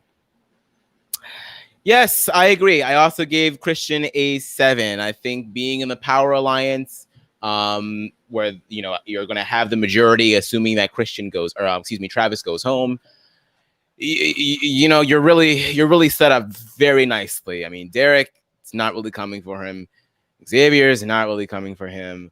Kylan's not really coming for him. And also, yeah, he does have a bit of some strategic props. I like that he and Kylan were staying up all night last night talking about, okay, well, if we are going to get rid of Travis this week, then we got to make sure that if that girl goes home next week, we cannot allow them to get the number. So he is constantly thinking about, okay, what do we got to do next? And yeah, the fact that he is so good at these comps, I'm hoping that we do get a crapshoot, because I would love to see him perform in the second HOH to see how he performs in the crapshoot competitions. But yeah, he's in a really good spot, especially for someone his name was on the tip of everyone's tongue at the beginning of this week, and now he's really fully ingratiated himself, and he's charming. You know what I mean? He's got some little slop upside, if we must. You know what I mean? So I think that Christian, I think as long as he continues to do what he's doing, I think that he should be good. I think he is giving me everything that I thought that Brent was going to give me. That's why I chose him last and I chose Brent first, because I thought that Christian might have been a little bit too young, but Christian really comes off a little bit, he's got a maturity to him that I think is attractive to a lot of people. And yeah, the fact that him and Alyssa are both staying after being like the number one showman's potential, and now they actually are sort of coming together and no one's really saying anything about it. I'm like, hello. So yeah, I'm up. It's dangerous. It's dangerous. It's looking like he's the Cody Calafiore and not Brent. So we'll see what happens.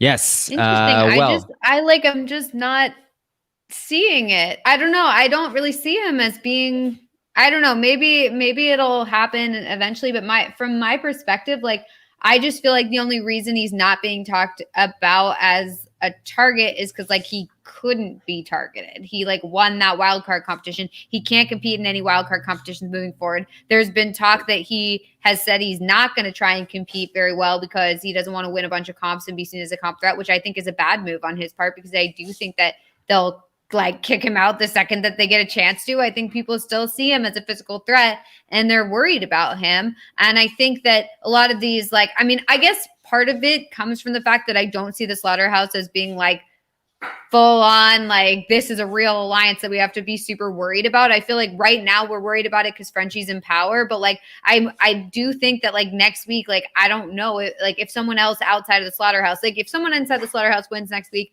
we're screwed. But if someone outside the Slaughterhouse wins, like it could have just been like well, Frenchie's in power, that we're forming this thing so that way he likes us, and now he's out of power. Like, who cares? I don't know. But I just like, for me, I just don't really see it for Christian, just because like I'm not seeing like the strategy behind any of it. Like, I think like, yeah, he is like a charming guy. Yeah, he is, a physical competitor, but like, I haven't yet seen like good strategy coming from him. Like, I haven't seen like, okay, here's the game plan moving forward. I feel like it's been like, okay, well, I'm a charming guy and I'll get you to like me, which yes, that's super important. But then like, what do you do with that? Like, you need to do something with that in order to move forward. And so I'm just kind of like, that's why, like, I don't think he's a bad player by any means, but like, I haven't really seen like a 7 from him yet. And that's just like, I don't know. I think the fact that he has, because you're right. I mean, but the fact that if someone in the Slaughterhouse wins, like Christian is going to once again be able to burrow himself in the thing that Tara was talking about with Brent. He's going to be able to do the exact same thing. And then, further, bunker down and create more relationships and really solidify things. And even if someone out, like some of the people that are not in the Slaughterhouse are already talking about, like, Tiffany's not coming after Christian, she's coming after Brent. Oz is not even coming after Christian. She's thinking about putting DX up. And I'm like, what? Like, so the fact that people aren't even trying to say that they want to go after him, it's just like, that's, to me, that's why I'm like, okay, so what has he done for y'all that y'all are sitting here like, all right, well, Christian should be good. So many of them are saying, I think Christian's good. I think we should keep him around for a little bit longer. And that's dangerous because that's exactly what they did with Cody. It's like, oh, he's going to be fine. True. So that's why I'm like, hey, and some of it might not, you're right. Some of it may not specifically be Christian himself making sure that happens. But I think that, that does give credence to his social game. And so if he continues to do what he's doing, then, I mean, I think he's definitely, I think he might make it to jury at least. So we'll see what happens. I mean, it's, the house is crazy, so you never know. But I think the only person that is coming after him was DX when he was like trying to throw him under the bus to Brent last night, saying like, oh, Christian, like, so he's a model, he's an actor, he must be a really good liar. That, we we should, watch out for him. And it's like, yeah, that's an accurate read. I think you should watch out for Christian, but it's DX and no one really wants to listen to him, especially Brent. Yeah. Yes. Well, the audience does agree with Melissa again. They gave him a 5. They gave him a 5. Woo.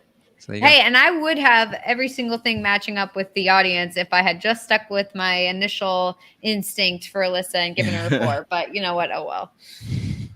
All right. Well, can't win them all. Let's talk about Claire. Aman, where are you on Claire? I also have Claire at an 8, baby. I think that her and Ozza are kind of playing similarly. That's why I sort of put them in the same realm. Claire's a little bit more social. She's been, a little bit more instrumental in creating a lot of these girls' alliances. And she sort of is like the focal point of many of the girls. She's in the Sirens. She's in Jackpot. She's in the French Kiss. So I think that she's really got a nice thing going for her. Her name comes up here and there, but not too much. She's also sort of laying low. She's a fan of the show. She knows what's going on. I like the fact that she is also sort of on a similar wavelength with Tiffany in response to next week of being like, do we really want to be targeting Derek X? Like, that seems like, I feel like that's not a good idea. And she was even offering up a little bit of advice for Derek X earlier this morning. So I'm like, okay, like she seems like she's trying to, sink her teeth into the next week. And so I think that Claire is in a really good spot. I'm enjoying what I'm seeing from her. Look, you can be from Big Brother Twitter and you can either be Frenchie or you can be Tiffany or Claire. And right now, be a Tiffany or Claire. It's an 8 for me. Yes. Well, I'm also at a 7 for Claire. I feel very good about Claire. I think that she is a more capable player than somebody like Christian, maybe a little bit less capable in the competitions and in a slightly worse position in terms of the structure of the house right now. So it kind of balances out to some degree right now. I think that Claire is a lot more likely to stay at a 7 or above than Christian is, but I think right now they're about equal in the sense that it balances out. And that's because Claire is, she's doing well. She, as you said, she's more social than somebody like Ozza, but not quite as social as a lot of the people in the big majority right now. She primarily socializes with the people that she gets along with, mostly the women, a little bit of, like a Derek X here and there. I would love to see her branch out a little more if possible, but it is early days, and I think that she's doing enough right now. Now, again, if somebody from the Slaughterhouse ends up if like a Christian or a Brent win the next HOH, then she's really gonna have to step up her game because it's gonna get into that sort of race to halt this big majority before it becomes unstoppable. But as of right now, she still has some potential here, and she also seems to know that she needs to try to win that HOH. And that she does not necessarily want to go after the, who she perceives to be the big targets, like Derek X. She also doesn't want to go after Christian, but, it is how it is. And so what I really love is that she has gotten herself into a good position on the outside. So we don't have a proper counter alliance to the Slaughterhouse right now. However, many of the people... We don't have the vegans, but many of the people who are on the outside of it have formed various subgroups within themselves. There's not one big group to tie it all together. I think that would definitely get put together if one of them won an HOH, but it doesn't exist right now. I think Claire would be well positioned in that bigger group if it were to exist. And so I think she's in a prime position to sort of like jump off from here. So I do feel good about Claire. Just a couple of concerns about the social element of her game, but she definitely knows what she's doing, and I'm very excited to see her continue to play throughout the season. Melissa, what are your thoughts? I give Claire a 7. I'm very impressed with her so far. I think that she's doing a good job of, building bonds and, connecting with people on a personal level, while also, getting in there with the strategy, but not too much. I think that she's more so laying low than some of the other players, which normally I would say is a great thing, but I am a little worried that by that, like maybe things are, I do feel like the game is a little bit different now where it's not like, you know, how we used to always say like, oh, go to sleep for the first like 6 weeks or whatever. And then just like wake up halfway through and then you're able to play. I think that you can't really do that anymore. I think you need to be like ingratiated into these alliances, maybe not the big giant alliance, but at least enough alliances that you can counter that big alliance. And so I think she's generally in a good position. But like you guys said, like, I do think there needs to be a counter alliance to the Slaughterhouse, and it can't just be, you know, the jackpot. Like as great as I love, as much as I love the jackpot, it's like you can't have 4 people going up against 8 and win. Like it doesn't work like that. So I do think that they need to like kind of get now that Sarah Beth knows about the Slaughterhouse, like they need to do something. Like she needs to tell that to the jackpot, which I don't know if she will, but I do think that information needs to be shared and they need to figure out a plan because, you know, if they stay on the outs for too long and it gets to the point where it's them versus Slaughterhouse, like they will lose. So we just have to hope that happens. But yeah, at this point, Claire's a 7 for me.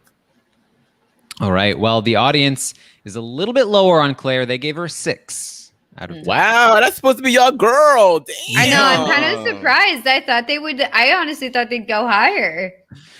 It's you know, I don't know. That's we found the pocket of the internet that is not I guess. I mean, still, I will say I guess I will say this. She is the okay, the 4th highest. Yeah, no, sorry.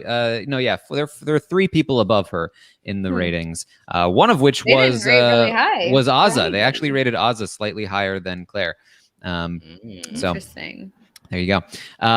Let's move on to Derek F. Let's talk about Derek F, aka Big D.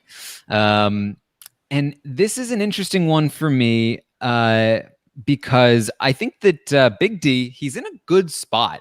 Like nobody is coming anywhere near Big D anytime soon. I think he's going to be here for a while.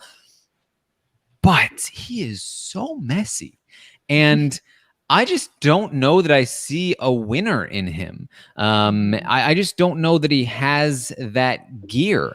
He doesn't want to win competitions. He doesn't want to make any big moves himself. He just wants to get into people's ears about his own agenda about taking out women and stuff. And so I just don't see a winner in him. That said, it is so early to really bring him down because of that I'm kind of going to land at around a 5 here for Big D. But I don't expect this to go up unless he changes his game dramatically. I would expect it to only go down from here. It's so early and I've seen so little of him that I want to kind of try to give him the benefit of the doubt, but it's just tough to see like a good game come from him here, and really like the position that he's in, the safety of his position is carrying a lot of this rating. Aman, what do you think?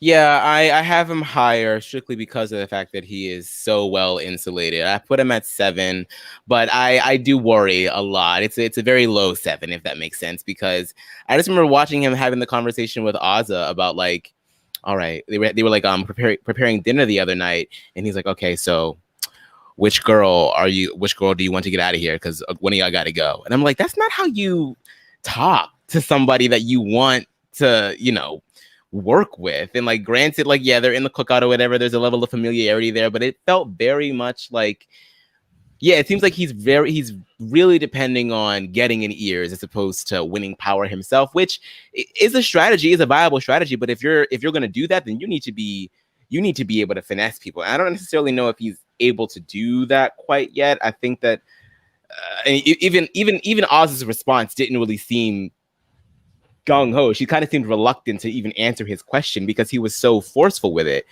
Even with a whisper, he's like, okay, so who do you want next? I'm like, oh God, like y'all just cook and like have a good time tonight. So yeah, I do worry about him. But I think that everybody loves him. He'll definitely be here for quite some time, and so maybe his winner's equity has the potential to grow. So I'll keep him at a 7 for now because I think there's a lot of potential there. All right. Yeah. Melissa? I'm gonna give him a 4. I'm kind of disappointed in him, to be honest. Like I feel like his social game is there, but I don't think his strategy or, strategic game is there. I think that he's putting his eggs in the wrong basket. I think his eggs should be in the cookout basket. And instead I feel like he's in the Frenchie basket, and he's frying those eggs. He's frying those eggs. And I think that, it's possible that this is like his strategy where it's like whoever is HOH, she's just going to be like, I'm with you, or like I attracted to you, or whatever he's doing with Frenchie right now. And like maybe that's his thing, is that like every time a person gets to be HOH, he goes like gung-ho, like I'm on your side, like this is, we're together. Maybe that's what it is. But at this point, I'm concerned that he is like, Frenchie's my number one, like we're together, and I could care less about the cookout, and also I just want to get a bunch of women out. Like I just feel like the strategy, like the thought process behind it, like I just don't understand it. And I think that it makes me worried for him moving forward. I think that he could be in a great spot like socially, but if strategically he's not knowing which direction to go in and he picks the wrong allies, like I just don't think it's going to be good for him. And I'm worried, to be honest, because I like him a lot. So I don't know. I just don't know what's going on with him and Frenchie. I don't understand. Frenchie's a man. I don't understand. Like, look, oh boy. Look, to each their own. To each their own. But with that being said, to each their own. Because what the hell? I'm very confused. I'm very confused. I mean, you know what? Look, they're sequestered. They've been, away from civilization, and I'm sure under them hot Big Brother studio lights, things will arise. But that was just something that I did not see coming. No. But, who am I to, step in the way of anybody's happiness? If that's the word that we're using for it. All right. Yeah, well, I have no idea. The audience is with me on this one, actually. The audience gave Big D a 5. 5 out of 10 for Big D. All right. All right. Let's talk about Derek X. Aman, let's start with you. We know that you are a big Derek X fan. How do you feel about his game? I gave Derek X a 3. So I don't want anybody to ever tell me that I am being biased. I saw somebody tell me that I was being biased against Christian because he's in my draft. That's not the case. I think that Christian's playing an excellent game, and if I was going to be biased against anybody, it would have been Derek X. But I got to give the guy a 3. He just, it's just too little too late, as JoJo sang back in 2004. It's just not. He's just, I mean, we've talked about it at length pretty much throughout the entire podcast. And I think, like I said before, he is definitely on the up and up. I think that there's definitely potential. I liked a lot of the conversations that he had today. And so, and I'm really hoping that either he wins HOH or someone that's not in the Slaughterhouse can win HOH. And that's not Ozza, because Ozza is thinking about putting him up. But hopefully Ozzy can be talked down by other people. I'm hoping that he can get a chance to really just ingratiate himself even more so, because people do like him. He's very charming. He's smart. Like, so he has the makings. Everything is there. He just has to get the people. Like right now, he doesn't have. It's like Davon and Big Brother 17. Everybody loved her, but she didn't have any allies. You need the allies, or else you're screwed, bruh. So I want to see you do well. I don't want to see him go. But right now, his game is just not there right now, so it's a 3. Mm-hmm. Yeah, Derek X is in a weird position for me as well. I think that if I'd done this rating like 2 days ago, I probably would have given him like a 2. Yesterday, maybe a 3. I feel like it's pushing a 4 for me. Like I'm thinking about it, mostly because of what I heard from him today, which was expressing to Tiffany that he feels like he's regretting the decision to use the veto in the way that he did, and that he feels like, well, we can't just let Frenchie run away with this thing. We need to, potentially put a stop to him, and we need to make sure that that like if Frenchie's structure essentially remains in place, then I'm going to be at the bottom of it for the rest of this game, or for the rest of my time here. And that was a very prescient thing to say from a guy that barely knows this game. And it told me that like some of the promise that casting producer and a few of us saw in him does exist. He has to catch up. And I think that can happen because while he is being talked about as a potential target next week, when next week comes around, is anybody really going to want to bother with Derek X? There are some people that might, but you do have people like Tiffany trying to get into people's ears and protect him. She's already been working on Sarah Beth, and Sarah Beth is one of those ones that was like, she has no business targeting Derek X. And I think Tiffany, I was so shocked when she said that. I think Tiffany understands that, and Tiffany has been in Sarah's ear trying to get that to stop. And a lot of people like Christian, who is targeting Derek X, is now like, don't want another man to leave. I need to make sure a woman leaves. So that's beneficial.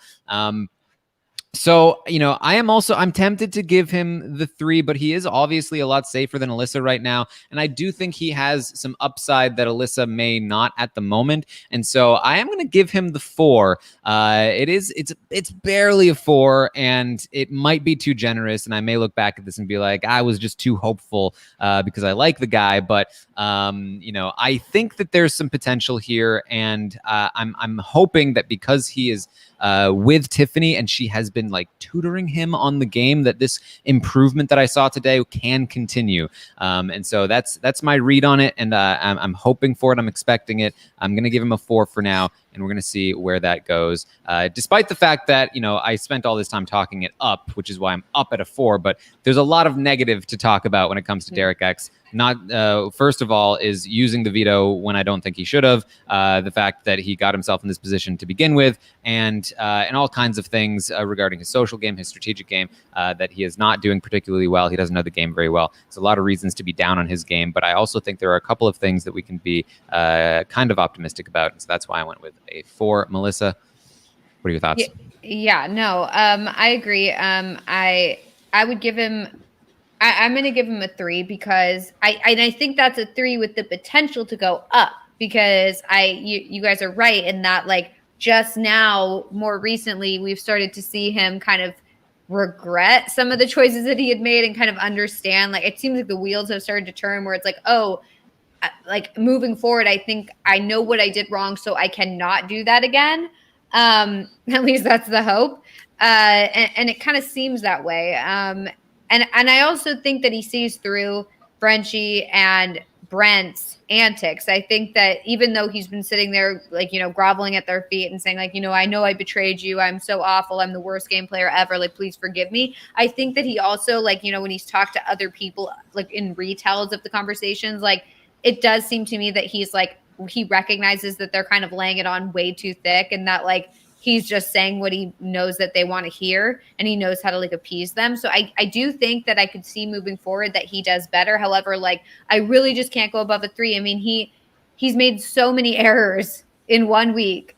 And the fact that even now, like, I mean, he needs to put in the work to save Travis, and instead he's like, I guess I'll be a swing vote maybe, and probably not. And it's like, I think that, he still has a chance here to save Travis, but I do think it's really important that he work hard to save him, but at the same time, he can't work too hard. Like, he can't be the only person fighting for it. It needs to just be like led by Travis, turns into an organic thing, but he needs to assist because he needs to keep he's literally letting go his best friend when he had the option to keep him. Instead, he's keeping Kyland, who really doesn't care about him all that much. I mean, he thinks he's a nice guy, but he doesn't care about him strategically. So I really think he's made so many errors this week, but I see him possibly improving next week. So that's why it's a 3 that could go up. Yeah. And I think, I talked myself up to the 4 that I wasn't going to give him. And even just in thinking about it afterward, I can't give him the 4. No, I can't. I want the 4. I can't. And the reason is that he, I think it's in part because I was grading him on a scale. I was thinking of him as like, he doesn't know the game and he's quickly learning. And so because of that, like, I'm optimistic about him.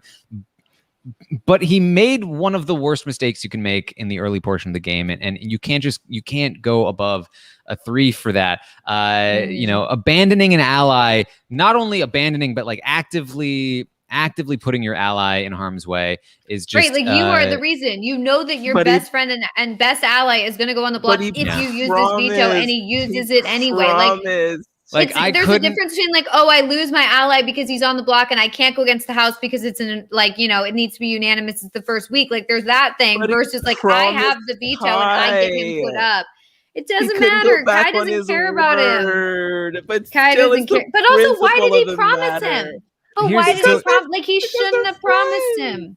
Yeah, Kai doesn't think so. If Ryan from Big Brother Canada 6 is the pure example of like a 1 out of the gate, terrible HOH reign, targeted his own ally, didn't show a lot of promise moving forward from that moment, then like Derek is like, he only had the veto and he shows a bit of promise, and it's not like Ryan where he knows the show and he should have known better. He's got some potential to learn and get better. And the thing is, he's just not that much better than what Ryan did. To warrant a 4. I think a 3 is appropriate, and I hope that he goes up from here. But we'll see. I mean, the more and more that I think, well, now I want to give him the damn 4 because the more and more I think about it, I'm like, you do it. I'm like, yes, there are people in the slaughterhouse that would come after him, but like, I mean, if Whitney wins, she can't go after him. If Brent wins, he can't go after him because they're on the same team. And then, that does leave Alyssa, Xavier, Christian, Xavier, and Alyssa have free reign to go after him. Sarah has been talking about it, but I think that she can be talked down. Tiff is not going to do it. Claire is not going to do it. Ozza, hopefully with the influence of Claire and Tiff, are not going to do it. So there, it's not as clear cut that he goes up. Derek F is not going to win the competition. He's going to throw it, so he's not going to put him up. And he was one of the people that was coming after Derek X. Brittany, I don't think is coming after Derek X. So I think right now there are only 3 solid people that would come after him. Kylan is going to throw it. So there is, there's potential. I think it's more likely that he stays safe than maybe we're anticipating. I'm giving him the 4. Screw it. Boom. There we go. Well, I can tell you that the audience almost agreed with me, but ended up agreeing with Aman instead because they also went with a 4. So there we go. They're not going to do my boy like this. They're not going to do it. That was like if Frenchie was doing these stock watch ratings. So all the back and forth.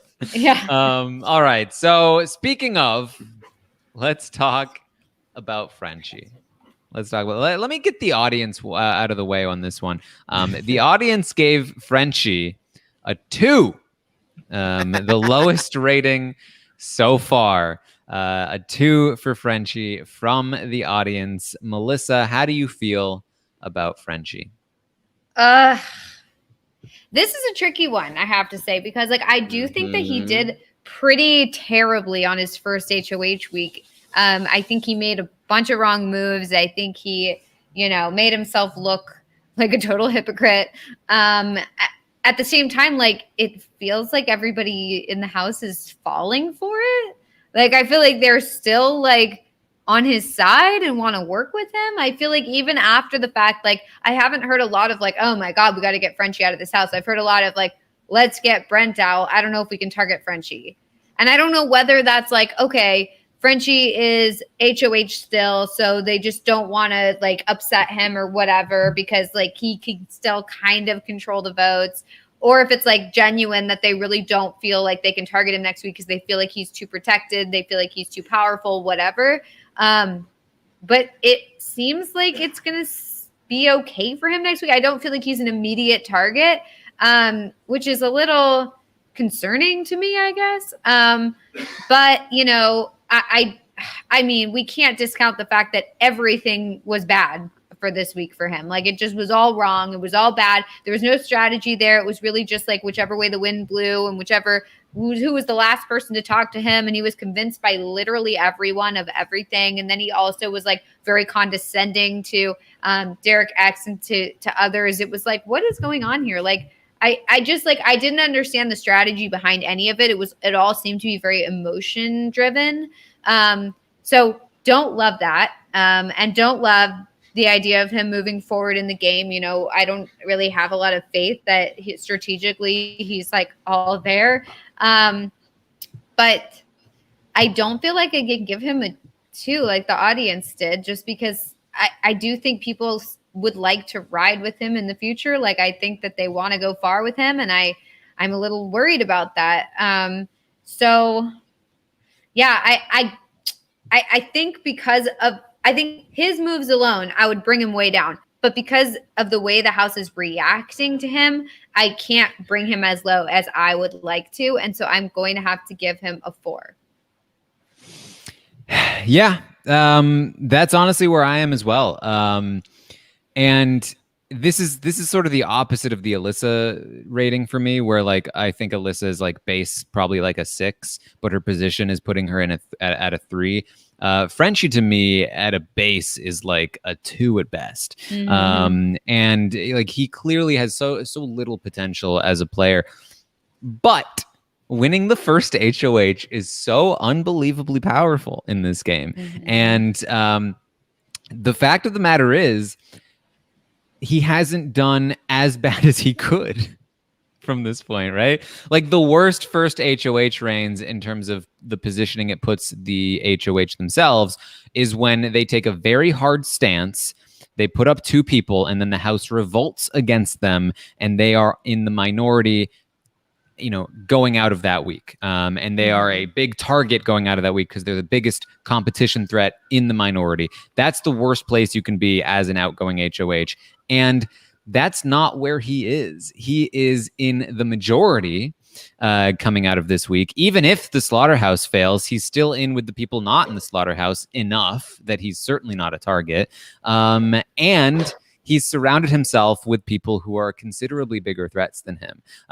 There's a reason why Brent is being targeted and not Frenchie right now. One of those reasons, I should say there are many reasons why, but one of those reasons is that Brent is just a much more threatening player in general. And people would much rather see Brent be targeted than somebody like Frenchie, who, he's got those small arms. So I think that those things kind of combine into him not really being a threat and potentially not being looked at for a little while. And if he's not in power, he has the potential to kind of just evolve into the non-threatening, all right, Frenchie's going to Frenchie, but we don't need to worry about that. These are the big threats. There's Brent. He actually knows what he's doing. We need to target him. Christian actually knows what he's doing. We need to target him. This Frenchie guy, we can just leave him to, play with his rubber ducks or whatever. So with that in mind, I've got Frenchie at a 4. I would have loved for it to be lower, but unfortunately it's not. So sorry, guys. Aman, what do you think? Look, Frenchie, he has made such a mess of his game this week. I still don't understand how you become a GOAT week 1. That to me is just like the biggest accomplishment of all. There's a lot of, we love Frenchie sentiments going around the house. And I think a lot of that does have to do with the fact that he is the first HOH. But that being said, that HOH was a mess. He didn't tell anybody who he was putting up. When he put them up, then all of his reasons were roundabout and circuitous logic. It was a mess. Then he's like turning on his own alliance, getting in Xavier's ass about talking about, was that a threat? Then ostracizing Kyland. Then all of this BS regarding the veto with Derek. Like, if you crawl into my bed at 5 o'clock in the morning trying to get me to use a veto, I'm getting expelled. Do not crawl in my bed asking me to use a veto. It's just not going to happen. If he continues this behavior into the next coming weeks, one of 2 things is going to happen. He's going to continue to be the GOAT that gets dragged all the way into the end because no one's going to vote for him, or he's out of here. That's the only thing that I can see. When it comes to Frenchie, there is no medium. There's no medium with him. It's either one or the other. So you know what, Frenchie? You want to play Big Brother games, you're going to win a Big Brother Twitter prize, okay? I'm giving you the 1. Get out of here. There you go. The audience is going to get their pound of flesh here.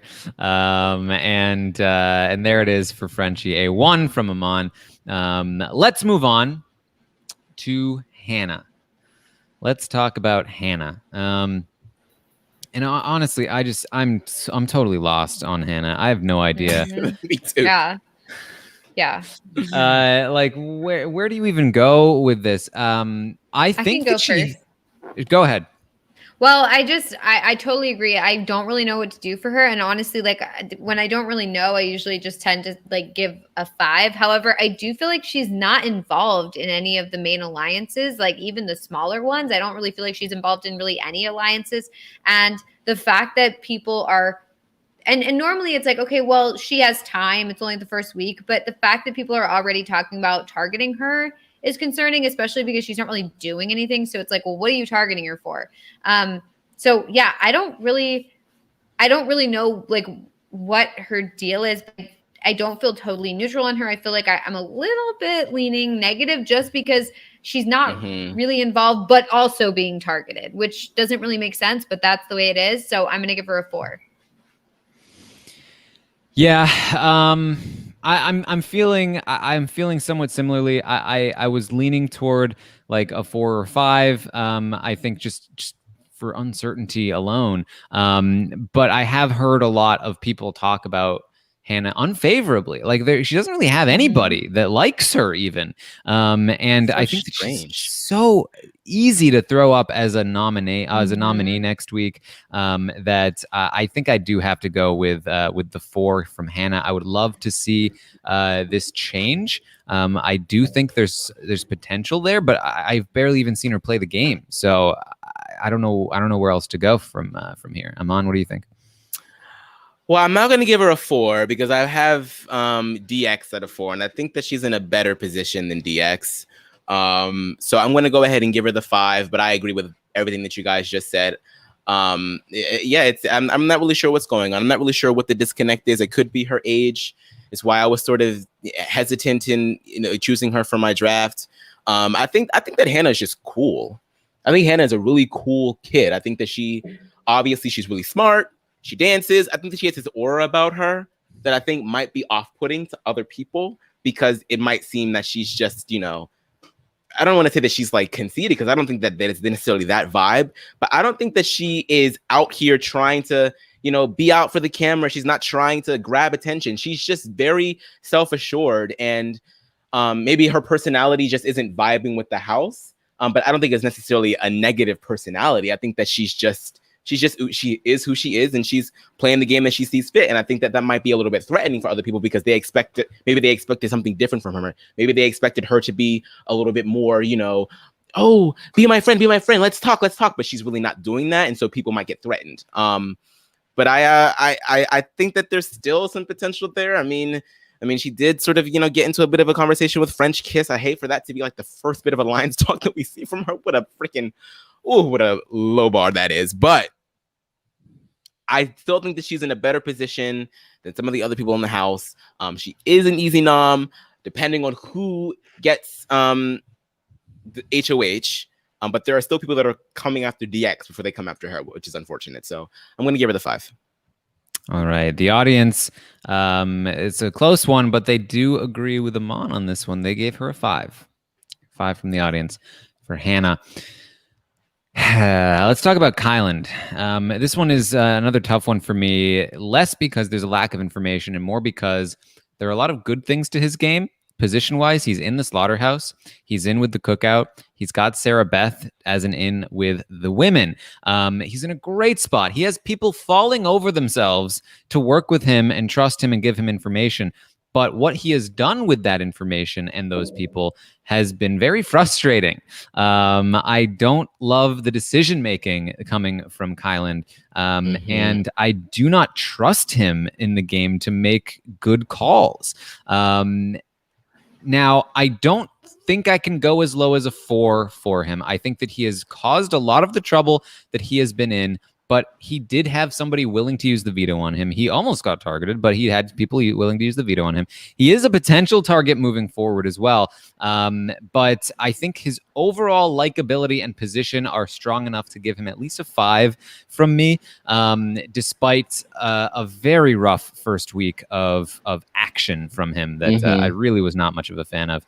Melissa, what do you think? Yeah, I've been very frustrated with him. I don't feel like he has the strategic mind for the game. I think that you're right in that, like, all of the things that it's doubly frustrating because he's been given so much information. He's been put in such a good position. He's gaining all these allies, and yet he's doing all the wrong things, and he's saying the wrong things, and he's allying himself with the wrong people. And it's like, I just don't understand. I mean, it really like hit home for me when Derek X when he was talking about Derek X and saying he was like, oh, I wish I didn't have to target him next week. It's like, he's literally like saved you. He used the veto, kicked out his number one ally to save you. He would be loyal to you. Don't you see that? And now you're just like, yeah, nope, we got to kick him out. Oh, that sucks. It's like, are you for real? Everything he's done so far has frustrated me. But people really do like him, so he does get points for that. But I just feel like he's not making the right moves. And like you said, like, I don't have faith that he's going to make the right calls strategically. I just don't. I think he's going to mess things up for people. I mean, I think, like, I did like the fact that he told about the slaughterhouse, but at the same time, it's like, that might have been a bad move on his part, to reveal that. Like, I don't know. And so I just don't feel good about his game. And I think that it's going to get him into trouble later. And I think he's making the wrong call with saying he needs to target Derek X. So I'm going to give him a 4. All right, Aman. I'm going to give Kylan a 6. I agree with everything that you guys just said. But I think the thing that's pulling it up for me is the fact that he is very likable. Yes, some of the strategy isn't always sound, but I'm giving all of them sort of like the benefit of the doubt for this week because of the fact that this has just been such a crazy week that it is kind of hard to even have a strategy. But yeah, I don't like the fact that he's so willing to get rid of Derek X. It doesn't really make much sense, but I think that he is still pretty well liked and well insulated, especially now that he is in the slaughterhouse. Yes, Frenchie is certainly anti-Kylan, but Frenchie, guess what, buddy? You don't have power anymore after this week. I don't think that Brent's going to come after Kylan because Brent is so focused on keeping things in the slaughterhouse, succinct and clear. I don't think that Christian would come after Kylan, and even if he had any inklings about it, Sarah's on his team. She might try to steer him away from that.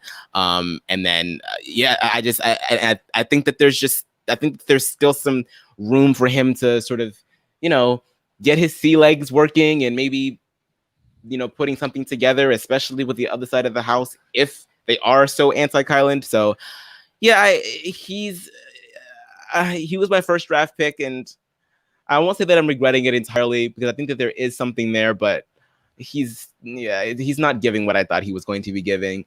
And also just another reminder to just be as kind as possible because he has spoken at length at this point about how his anxiety is a big reason as to why it can sometimes take him a lot of time to sort of get his thoughts and organize them and present them in a reasonable fashion, which is why I'm so happy that he has somebody like Sarah there who is extremely patient with him and understands him, and they're able to talk game and bounce. Like, I'm so glad that, because that's a very, very tight pair, and I think that she does make him a better player because they're able to sort of go back and forth. So I'm scared for Kylan. I am, but I'm going to give him a 6 because I think he's still ultimately in a better position than a lot of other people in the house. All right. Well, the audience is going to agree with Melissa on this one. They gave Kylan a 4. A 4 there for Kylan from the audience, 5 from me, 4 from Melissa, and 6 from Aman. Let's move on to Sarah Beth. Let's talk about Sarah. Sarah, I'll say the audience right away. The audience gave Sarah a 6. It was a close one, but they gave her a 6 out of 10 for Sarah. And Aman, how do you feel about that? Yeah, I have Sarah. See, now I don't know what to do. I think I'm gonna stick with my original rating. I have Sarah at a. Okay. I'm gonna put her right next to Kyland. I think I'm gonna give her a 6. I had her at a 7, but since some of my ratings have sort of shifted around and looking at what I've already put down, I don't think that I can keep her at the 7 at this point because of the fact that she's not in the Majority Alliance and the fact that she knows about the Majority Alliance. And yes, this was the first day that she, really could have used that information, and so maybe she'll use it tomorrow. We'll see. But I think because I think she's being so loyal to Kylan right now that she doesn't want to expose it, and I'm like, that might not be the best option for you. You already said to Kylan's face, like, well, the only concern that I have is I'm not in this big alliance and you are, and later down the line that might spell bad news for me. Especially when I think almost everybody else in her team is in the alliance. Christian, Xavier, and Alyssa are all in the alliance, and all she has to do is expose it, but she doesn't want to do it. So I don't know. I think that she's similar to Kylan. There's like a lot of potential there, but I just need to see her, actually enact. But she does have 2 girls' alliances that are keeping her safe on the other side. Her name has come up a little bit, but I still think that she's above some of the other players. I'm going to keep her at a 6. Melissa. Yeah, I am a little disappointed in Sarah Beth, and I think it's not necessarily her fault. I think that she is putting too much trust in Kai, and I think that that's a bad idea. I think that she should not have revealed the jackpot to him. I mean, the fact that he didn't, he revealed a little bit to her, but didn't reveal the cookout. I think that is concerning because it shows to me that she's not necessarily his number one ally, like he is to her. And I think that that's dangerous that she told Kai about the jackpot, especially because I don't think Kai is trustworthy. I think that he might not even know that he shouldn't reveal that to people. I think that he just will possibly go out and tell the cookout if in fact the cookout is his number one. I'm worried for her. I think that she put too much trust in him, and I think that that's not a good move. Although at the same time, I do think she's in a good position because I think that a lot of people want to work with her. At least she's in the jackpot, and I like that alliance, and I think that alliance could do really well. I don't think she's a target next week or anything like that. So I do think that she has a little bit of time. So I'm going to give her. I'm giving her a 5. 5. So I was probably at a 7 for Sarah prior to last night when she had that conversation with Kylan. But I did not love the response that she had to finding out that there was a majority alliance that she was not in. Her response was essentially, okay, well, I'm still going after Derek X, who doesn't even think about me at any point. And so far has not done much in response to this. I mean, if you hear that there's a majority alliance that you're not a part of in week 1, you should be worried. And she does not seem worried enough. And that's concerning to me. But I still think she has a lot of potential, so I went with a 6 here as well. So just quick question. After she found out about the majority alliance, has the jackpot met or had any sort of discussion? Because I'm wondering if she is going to reveal that to them, but she just hasn't yet because they haven't met, or that they met and talked and she didn't say anything. She's talked with Tiffany, and she did not tell Tiffany that she had about the slaughterhouse, but her conversation with Tiffany included Tiffany speculating that Frenchie probably made an alliance with the guys, and she was like, yeah, probably. No, she hasn't really said anything. I just think that I think it's a mistake that she's not. I don't know. I guess maybe I have too much faith in the jackpot, but my thought is when they formed that, I was like, oh, this is it. This is their true alliance, and they have these other side alliances. That's fine, but this should be it. And instead, it's it doesn't feel like Sarah Beth is in it all the way. I feel like she's in with Kai, and then is kind of using the jackpot as a side thing, which I think is a big mistake on her part. And I don't think she needs to be like, Kylan told me that there's an alliance called the Slaughterhouse. No, yeah. Nor does she even need to say there's an alliance called the Slaughterhouse, but she should be encouraging anyone she can to target anybody that is within that group. Right, and exactly. she has no business saying that she's going to target Derek X because of whatever reason. When Tiffany says, hey, we should target Brent, she should be like, yeah, and Christian too, and everybody else. Right. Like, I wonder if she said to Kylan, like, let's target, or I want to target Derek X or whatever she said, like, because she's like, I don't want him, if he is actually like in this Slaughterhouse Alliance, I don't want him to go back to them being like, oh, she's coming after us. Like, maybe she doesn't fully trust him. And I don't think so.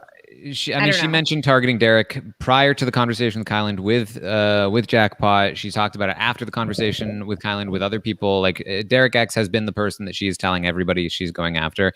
And because I did see some people say like, oh, well, she was probably just lying, but I really don't think so. She was in a conversation with Tiffany where Tiffany was like, please don't target Derek X. And she was like, it just doesn't make any sense. And speaking of Derek X, let's just roll back on his ass for a second. I can't believe that he was talking to Tiffany today, talking about, oh, yeah, Frenchie told me that he has the numbers, which is why he was guaranteeing me safety if I did not use or if I used the veto on Alyssa. But then he was like, I don't think that's true. I don't think he had any numbers. What? Why wouldn't that be true? Thank God he told that to Tiffany, who actually has some marbles in her head and is like, oh, right, literally. Okay, good to know. Good to know. I feel like Tiffany is helping Derek X for sure. Like, every conversation he has with Tiffany, like, he leaves it like more strategic and smarter. Like, I just feel like she's really helping him, like, as a coach. And I really do hope that kind of like maintains and she's able to kind of like mold this like super player. Yes. All right. So next up, we have Tiffany herself, and I'll start with Tiffany. She's my favorite player in the game. I think she's also doing the best in the game, and I think that she is just full to the brim with potential. She is in a great spot. She's not in like the best spot in the world. It's not like she is in charge of a massive structure of, whatever. But she's in a great spot with the outside group, so to speak. She's still not nearly anywhere close to being targeted with the majority, quote unquote, group. She has a lot of personal connections with a lot of different people. The flaws that people like Azza and Claire have in that they're not social enough with people outside of their own group, non-existent with Tiffany. She talks with everyone. She has a great relationship with everyone. Nobody sees her as a threat quite yet. She's willing to win HOH and make a move. She's trying to get Brent targeted, which is a great shot to take. I love everything that she's doing. If her positioning was better, I would go even higher on this, but I gave her an 8 out of 10, and she is my player to watch for the season so far. I just feel like there's something special here, and I really, really want to see her succeed. Aman, what do you say? Y'all ready for this? Y'all ready for this? Y'all know it's coming. Y'all know it's coming. I gotta do it. I just gotta do it. I gotta do it. Tiffany is getting a 1, 2, 3, 4, 5, 6, 7, 8, 9, 10, baby. Yes. Look. Before people, are all up in arms about how could you do this? That means you think that she's Dan Geesing. Look, no, y'all know I don't rate that. You guys know that I do not rate that way, so don't even come at me with that stuff. Look, Tiffany has been giving us everything that we want to see in a Big Brother player. She's funny, she's charismatic, she has all of these house guests wrapped around her finger, literally as she's braiding their hair wrapped around her finger. She's just such an effervescent personality within the house. Nobody wants to target her. No one's really saying her name. Like Taran said, the Slaughterhouse, they're not really coming for her. She's got so many connections all over the house with the Girls Alliances, with the Cookout, with the people within the Slaughterhouse, with the people within the Butchers. She's everywhere without even really being everywhere. She did exactly what she said she was going to do in her preseason. My biggest concern with Tiffany in the preseason was that, was she going to precipitate? Was she going to, take all of the information that she was getting from everyone else and being able to actually use it? Was she going to be able to make connections and, give people tidbits here and there? And she's doing that. She's doing it with the correct people. She's doing it with people like Derek X, who don't really have a lot of people, so that she can mold them and groom them into, potentially being an ally for her. She's got something with Claire. She's got something with everybody. It's so good to watch. And it's just, and it's so refreshing seeing it from somebody who is a little older. And not that 40 is old. 40 is not old by any means, but by BB standards, it's older. And I also just love that this is coming from someone that we don't necessarily see on Big Brother a lot of the time, an African-American mother. You know what I mean? An older African-American mother. This is like something that we haven't seen. Like, this is like since Jocasta, and we all know how Jocasta's story ran out. So this is just, you know, this is so, it's so special to me. She's just been such a joy to watch on feeds, and I just love that she's so unapologetically herself. And you know, I won't say that I was completely wrong in the preseason. I definitely thought that there was a lot of upside, but she wasn't really giving it in the preseason. But now she's giving it on the live feeds, and I just have to give her a 10 because I think that she has just been the best part of this entire first week of Big Brother 23. All right, Melissa.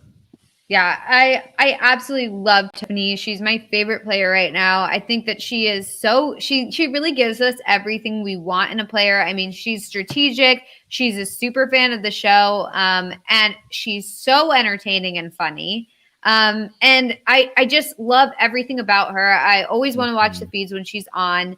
I just think that we haven't seen someone like her in a long time. And I just feel I'm so happy with what we're getting from her. I mean, like, this is what we want from a fan, is someone who not only loves the game, not only, you know, has just been obsessed with it for years. I mean, she's a live feeder. She talks about how she watches the live feeds. Like, she's not just a casual fan. Like, she has been watching the show for the past 2 decades. She's been live feeding. She is obsessed just like we are. You know, Dan Giesling fan. Right, Dan Giesling fan, but she's also she understands how to play. Like, I feel like it's like a lot of the time we get like the super fan, and it's like we get Frenchie, where it's like, yeah, sure, like, okay, he's a fan of the show, but like, he's not like a fan where it's like he's a fan of the strategy. I feel like he's a fan of like the Twitterverse. I don't know. I just feel like there's a difference. Whereas, like, yeah, she's on Twitter, but like, she's on Twitter like all of us are on Twitter, where we like are, you know, talking about the game and all that sort of stuff. But I feel like there's a difference.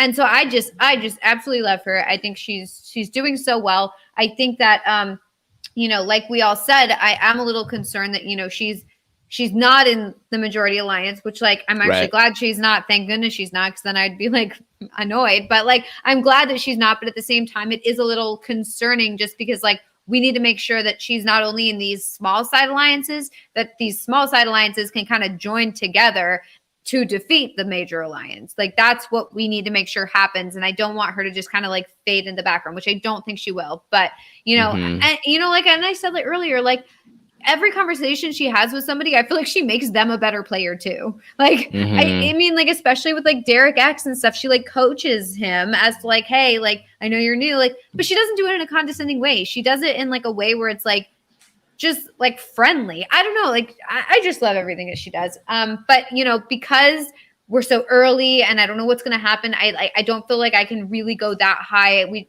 So I have to give her an 8. But I will say that that's the highest rating I'm giving anybody this week. So it is high. It's just not a 10 high, unfortunately. That was the perfect reason for me to do it, because she's so full of potential. You know, you start off at an A and then it goes down. Well, Aman, people in the chat were like, damn it, Aman, now I can't buy her. Yeah, no, everyone's like, I can't buy her. She's too I can't afford Tiffany now. She's expensive, okay? She is expensive. Only for the most rich stockholders, okay? All right. Get your money up.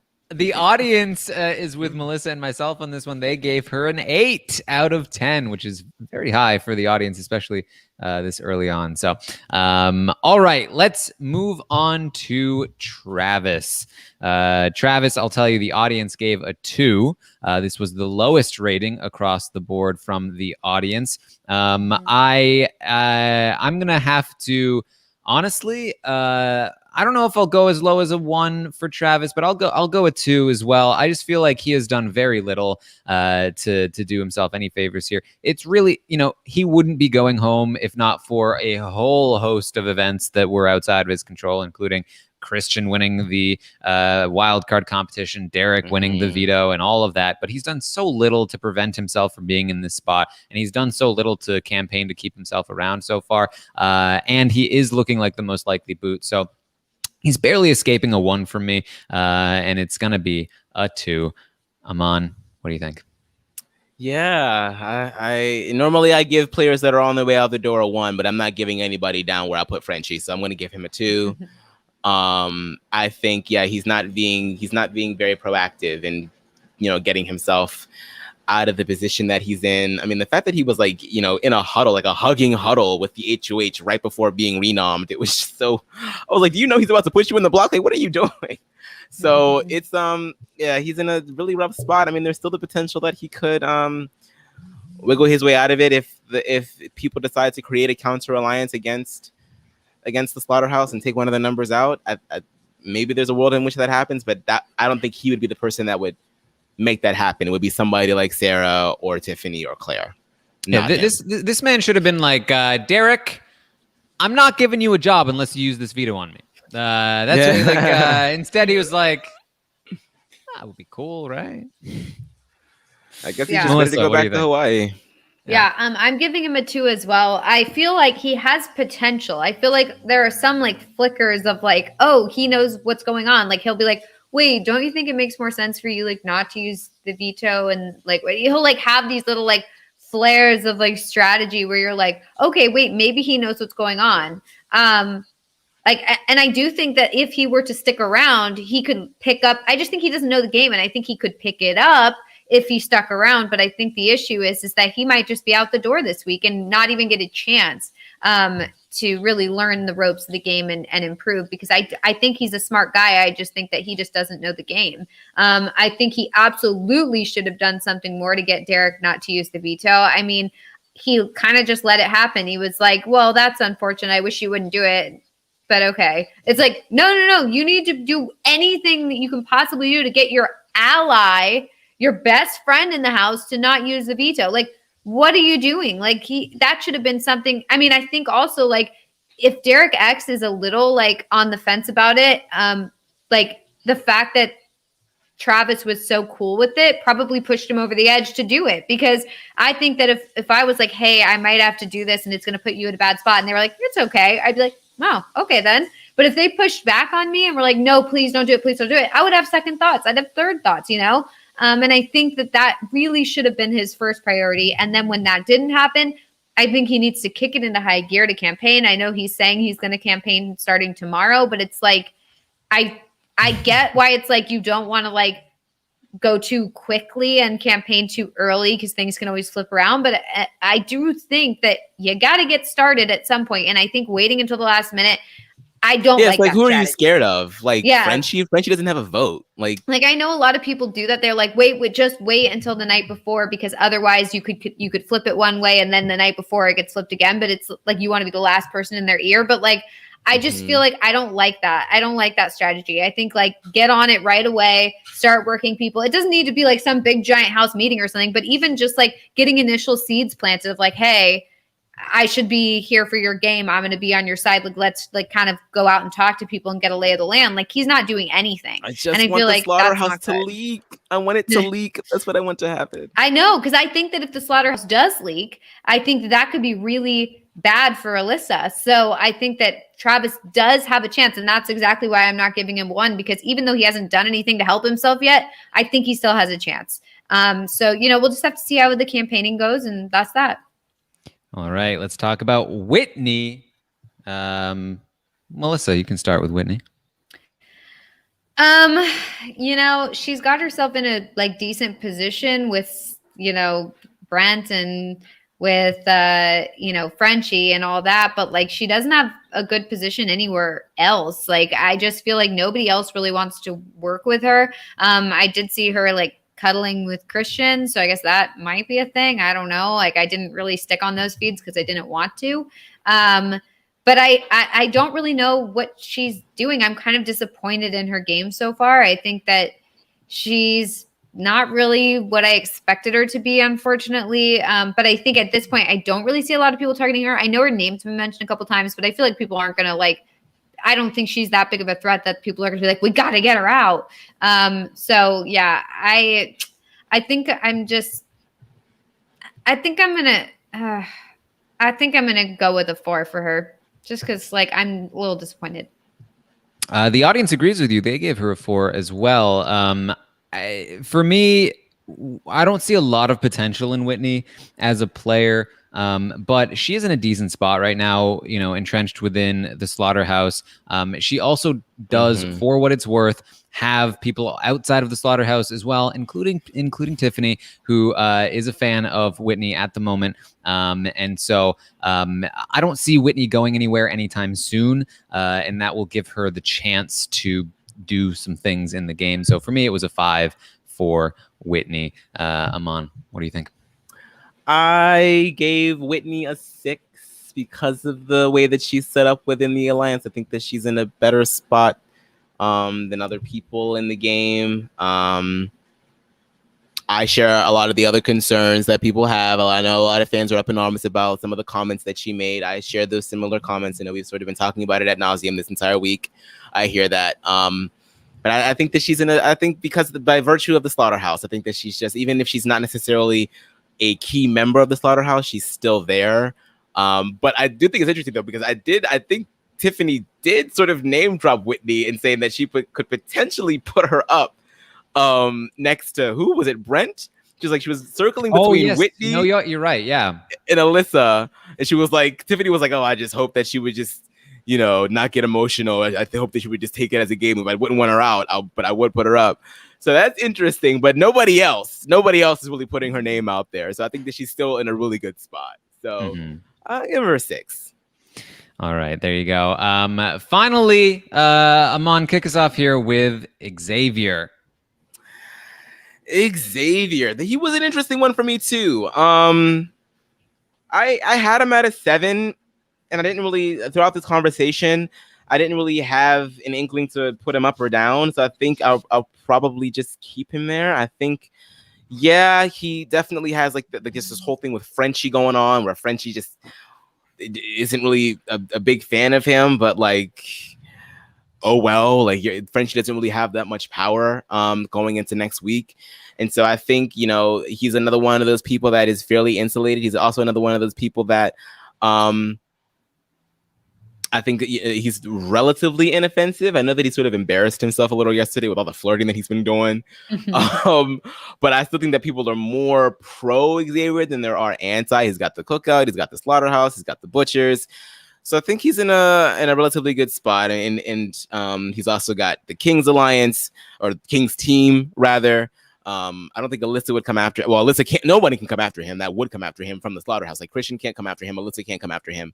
Sarah can't come after him. She's not even in the Slaughterhouse. So I think that he's pretty well positioned. I do think that winning HOH would be good for him, for his game. It would allow him to really, ingratiate himself and really force people to be pro Xavier. It's like, all right, I got the power now, y'all. So what you want to do? I also just loved his moment after Frenchie left the room to go gather everybody to have that conversation the night before last. That was hilarious. So I'm gonna keep him at a 7. Yeah, I too am at a 7. Prior to yesterday, I probably would have been up at an 8. But things have been really bad for him from yesterday in terms of people talking about him as a threat, people talking about potentially targeting him. Unfortunately, I do see a scenario where he is targeted as early as next week. I don't think it will happen, but it's not impossible. And because of that, I couldn't possibly go up to an 8 at this point. But I do think he has a lot of potential in this game. He just hopefully won't be focusing too much on Alyssa moving forward because, I listened to this morning's update for, I think, more info on where I am on Xavier and the whole business with Alyssa, but it was not great. Melissa, what do you think? Yeah, I'm the same as you guys. I'm a 7. I think you're right. If we had rated even just like a day before, I probably would have rated him a lot higher. I feel like his position in the house, or his position in the house has kind of slipped, or the house's view of him has kind of slipped. I think I'm a little worried just because there is a lot more talk than there was before about possibly targeting him or not wanting to work with him or XYZ. So I am a little nervous for him, which sucks because I absolutely love his cam talks. I think that he's so fun to watch. And I think he's so smart, and I want him to do well. So I'm really hoping that, honestly, and I think if Alyssa leaves this week, I think it'll be good for him.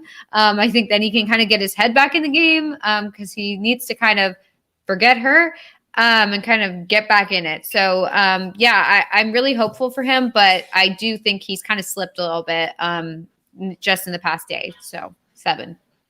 All right. The audience, a bit lower than us on Xavier. They gave him a 6.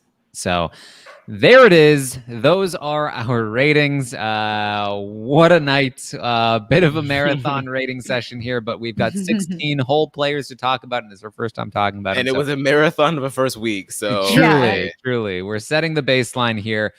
There are some other questions to go through very quickly in this survey, but before I get to that, I have seen, I don't know if you guys have seen this yet, there's a clip running around on the internet already of Brent inappropriately touching Hannah.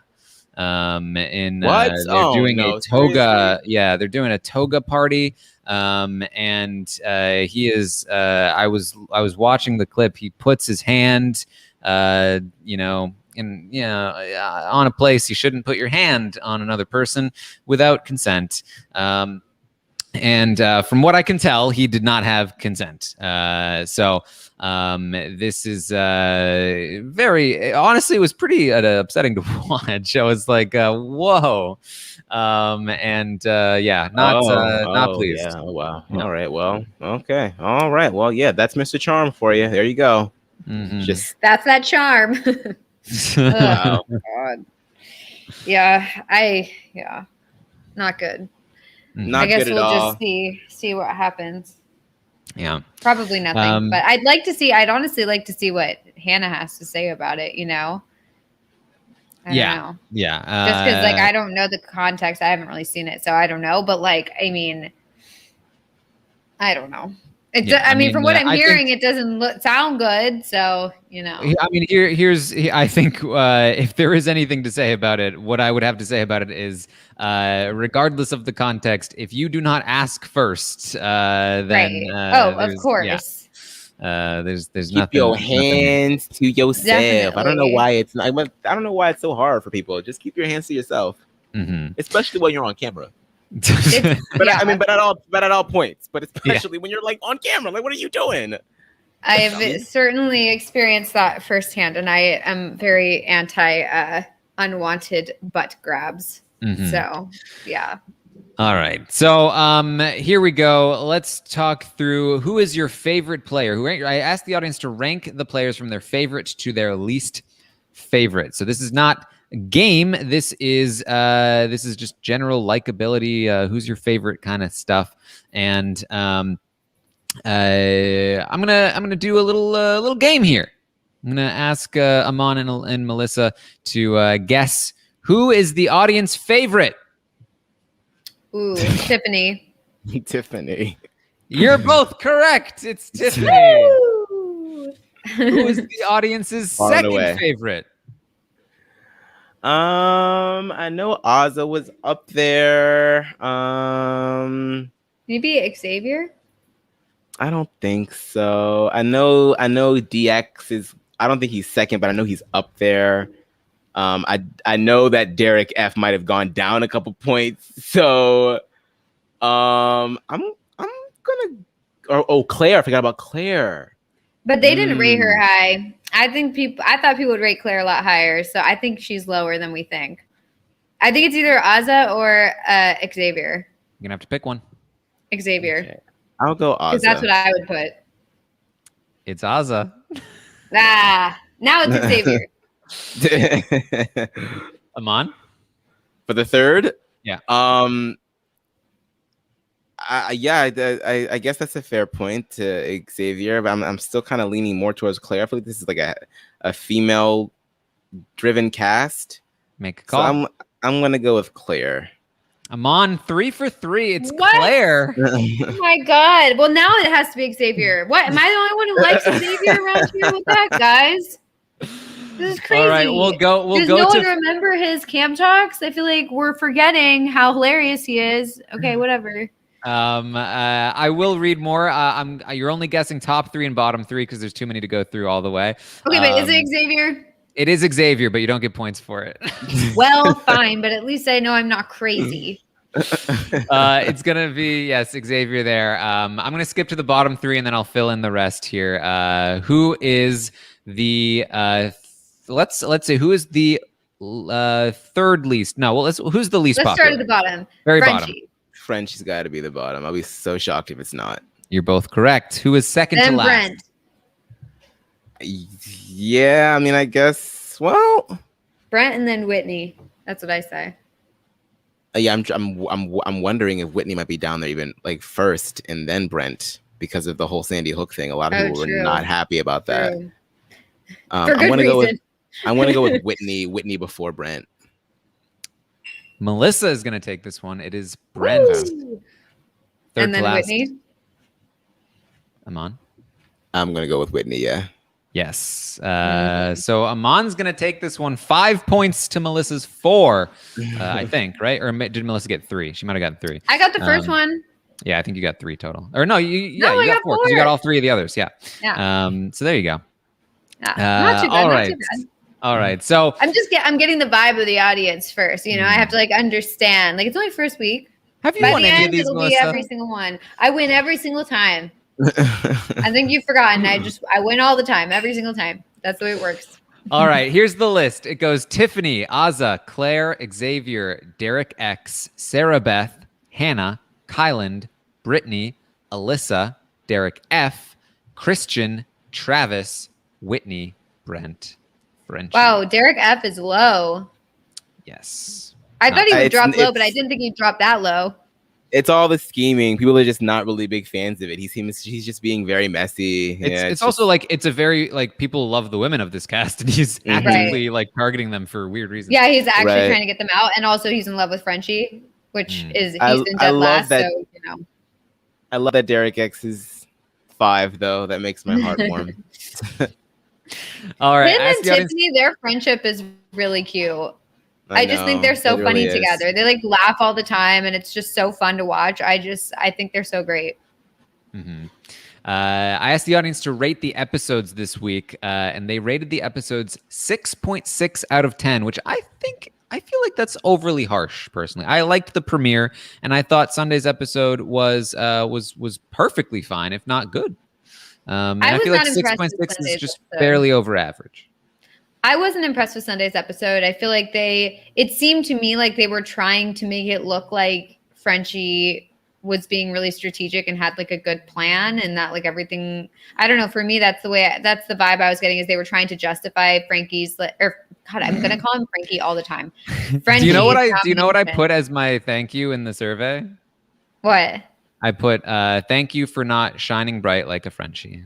Yeah. Cause it's Frenchie, Frankie, and then like Brent, like I feel like I'm just getting all their names wrong. So sorry about that. But yeah, I just felt like they were trying to justify his like nominations and like showing like the one clip available of like Alyssa and Christian like flirting. Like, I don't know. It was just like, I felt like it didn't quite come across. Like it didn't get the message across that like this was such a chaotic, crazy, like nonsensical week. Like, I don't know. I just feel like I didn't fully get that. And I know it's hard, and I get that they need to like create some sort of narrative, but I felt like they also didn't talk about like the slaughterhouse in the episode and how Frenchie was trying to like create all these giant alliances and bringing people into the alliance and then like kicking them out of it and like all this other stuff. And I get that you can't really do that, but it was just a little like, it made it seem too simple, I think. And I know they have to do that for the audience, but like I think they could have hammered home more that like Frenchie had promised safety to all these people. And also to even talk,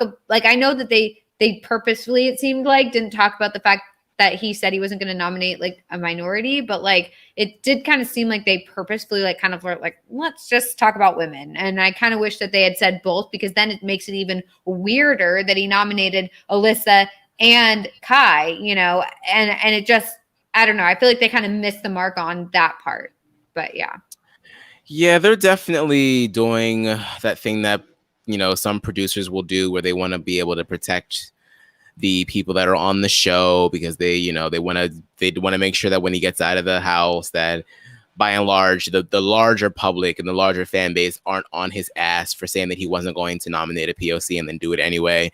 I do think that it is very disjointed messaging to talk about the women narrative and then not talk about the POC. Right, like don't even mention that then, Yeah, exactly. I think you're only making it harder for Frenchie in the long run, because it's going to get out anyway. There are live feeds. Come on. Like, yes, the majority of the fan base of Big Brother does not watch live feeds, but they're not loud like the people that watch live feeds, so it's going to get out regardless. I sort of felt the same way about the Sunday's episode, but I sort of understand aside from the fact that there was a lot of editing that had to take place and they couldn't fit everything in the episode. As far as the showman's angle is concerned, and Frankie trying to justify, or Frankie, oh my God, I wasn't even calling him Frankie, now I am. Frenchie's moves getting justified. I think they're doing that for a larger setup, because there was a lot of, I trust Frenchie. Oh, he screwed me over. So I think what they're doing is allowing this to be the major setup for Wednesday's episode, where it all comes crashing down, because we do get to see Frenchie. I think hopefully we're going to be able to see Frenchie break down as well, because he does break down. And so I'm wondering if that was just a good way for them to be like, let's build him up, and then on Wednesday, let's just bring it all down. So we'll see what happens. Something else is that they did include like a comp on Sunday, and I feel like I didn't need that. And I feel like, so that would have made me rate the episode lower. Also, I have to say, like, whoever's running the Big Brother Twitter account, like the official one, is like, you need to like figure out, like, know your audience. Like, whoever's on big like Twitter for Big Brother is not rooting for Brent and saying how much we love Brent, and also like talk about like the bromance and how much we love the bromance between Frenchie and Brent. Like, what are you doing? Like, don't you understand that you're tweeting to like the people who are like very anti that? Like, maybe read the tweets that have been going on to understand your audience a little better. It was very bizarre. I was like, who do they think they're like reaching out to? This isn't Facebook. Like, I don't know. I didn't understand what the heck they were doing. So, yeah. All right. Well, for comparison here, in Big Brother Canada 9, the first week episodes were rated a 5.2, and Big Brother 22 All-Stars 2, the first week's episodes were given a 6.2. So it was still higher than the previous two seasons of Big Brother Canada and Big Brother US. I asked the audience to rate the feeds this week, and the feeds were given an 8.4. As they should. Fire feeds. It was so good. I feel like I haven't seen feeds this good in a long time. I was so glued. It was just like, any feed you sometimes had to go back to and like watch what was on the other cameras, because it was like something was going on there too at the exact same time that something big was going on there. Usually you can kind of like, okay, well, this is where they're just talking like, friendship talk, and here's where they're talking actual game. But like, I was having to like switch back and forth. Oh, it was so good. So good. I hope it stays that way. It truly reminded me of why I love this show and I love this community. It was a very communal experiencing these feeds with everybody else. I just love the fact that I could wake up at 7 a.m. and there were people that were still live tweeting everything that's going on. It's like, Eddie, it's like you put your phone down for an hour and you come back and you're like, what is going on? I was having so much fun. This was a great week. It was a great week. It was so good. Yeah, I feel like, for the past couple of seasons, there have been times where I've been like, okay, I'm watching these feeds because I like am going to talk about it on the podcast. And so I'm going to watch it. But it wasn't like I'm watching these feeds because I literally can't stop. And I really am excited to watch this. And I feel like this week it's been like all about like, oh, this is for me and I'm very interested in this and I want to watch this and I'm very excited about it. And also I'm excited to talk about it versus just like, okay, I know I'm going to talk about this, so I want to be like up to date. It's just been like fun. And then, oh yeah, and I also get to talk about it. All right. Well, for comparison, Big Brother Canada 9's first week of feeds were given a 6.3, considerably lower. Big Brother 22's first week of feeds, interestingly, given a 6.9. So weirdly, Big Brother 22 seemed to get off to a better start than even Big Brother Canada 9, but Big Brother 23 off to a much better start than both of them. And then how would you rate this season as a whole so far? An 8, even.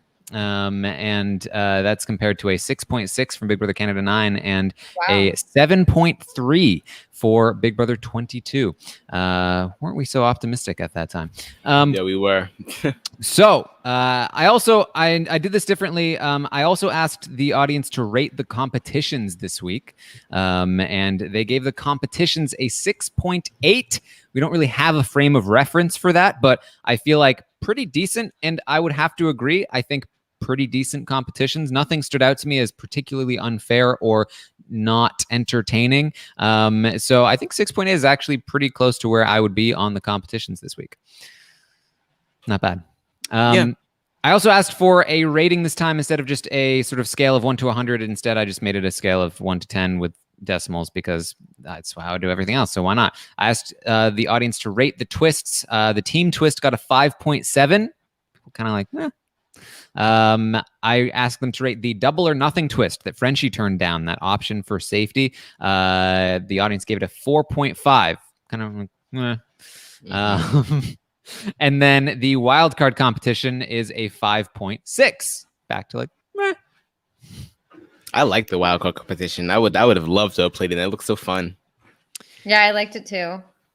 Yeah, it was fine. I just feel like for me, that was my critique of the Sunday episode, is that it took up too much time and we didn't get enough time for the They juicy always stuff. take up too much time. It's always just like, oh, come on. I don't know. Especially for, like, I'm not a it comp was person. three people were competing in it, and it was like, Right. it's still taking this long. I asked who is the best person for Frenchie to have targeted for his game. 38% say Travis. 27% say Brent. I don't think you're talking about his game. Yeah, I was gonna say I don't think they're referring Anyone. to his game. I think they're talking about who they want to target. But Yeah. okay. And then 12%. I think maybe said at the Claire. beginning of the week. I think maybe at the beginning of the week, had he not talked to Brent and had they not formed their bromance that we all sure, love. but given the fact that like Brent is the person he can connect with the most, like it would have been a mistake to target him even if he hadn't talked to him. It would have been a mistake not to talk to him. So Claire's in third place with 12%. I feel like maybe he could have targeted Claire, and he probably could have and gotten away with it and put a big dent in some of the biggest competition he potentially has. Travis, not exactly a huge competition. I also asked the audience, should Derek X have used the veto on Kyland? Big question of the week. I feel like at the beginning of this week or a few days ago, it was more leaning toward people saying, yes, he should use it. However, at this point, the audience says 60% no, he should not have used it. He should have not used that veto. But that's still 40% said yes. It's still a bit of a divisive issue there. Then I asked, who do you want to be evicted this week? And 63% say Travis. 37% say Alyssa. And then finally, who do you want to win HOH next week? The audience agrees with me on this one. They want Tiffany to win, or Claire, or Derek X. Mm-hmm. So there you go. I would like any three of those guys to win. Yeah. I would love a Derek X moment. I would love it. Azza also had some votes there. So, and I'm okay with that because I feel like Tiffany's already been getting to Azza like, Brent is our target. Do we need to nominate Derek X as a pawn? I don't think so. And Claire will do the same thing. So yeah, I think it'll work out fine. All right. Well, over 3 hours in, and let me tell you, I am not comfortable in this empty place with no proper seats. And I don't even have a mat to stand on. My feet hurt, guys. I've been transitioning from standing to sitting in this very uncomfortable chair. But we made it through together. We did and we had some fun along the way. So thank you, guys. Any final thoughts on what we have seen this week so far, Aman? Just I'm like everyone else. I'm super excited to watch the rest of the season. I think we're in for a really good one. I hope that we get like a slight reprieve in week 2. I still want fun feeds though. I'm glad that Frenchie is no longer in control. That's all I got to say. Yeah. Melissa, final thoughts? Yeah, just great start to the season. I hope it, keeps its momentum. I've had so much fun already. And so, I'm just interested to see what happens when we get a new HOH. So we'll just have to see. All right. Well, thank you guys so much for joining us on our first roundtable of the season. I hope you enjoyed it. The Stock Watch, the realitystockwatch.com. Go there, sign in, enter the season, whatever you need to do, and the shares should be live. The site should be live. I mean, it may crash if you all go there at once, but the market will be open until Thursday night at 8 p.m. Eastern when the episode starts. So you can go there, realitystockwatch.com. This is your opportunity. You will be given an amount of money, around $200, to buy whatever shares you want and whatever players you want. And then if you do that before Thursday night, then this time next week, when we rate the players again, the prices will be adjusted according to those new ratings, and you will either make or lose money on the players that you bought, and you will have a chance to sell or buy more, whatever it is you want to do there. I will try to stream on Twitch. That is the goal on Thursday. If you need any advice or help with any of this, you can find me on Twitch, twitch.tv/Taran Armstrong. Go there, find me, ask me any questions you need, and I will answer them, of course, to the best of my ability. You can also find me on Twitter at ArmstrongTaran, where I'll tweet out whatever it is I'm doing. Melissa, where can people find you?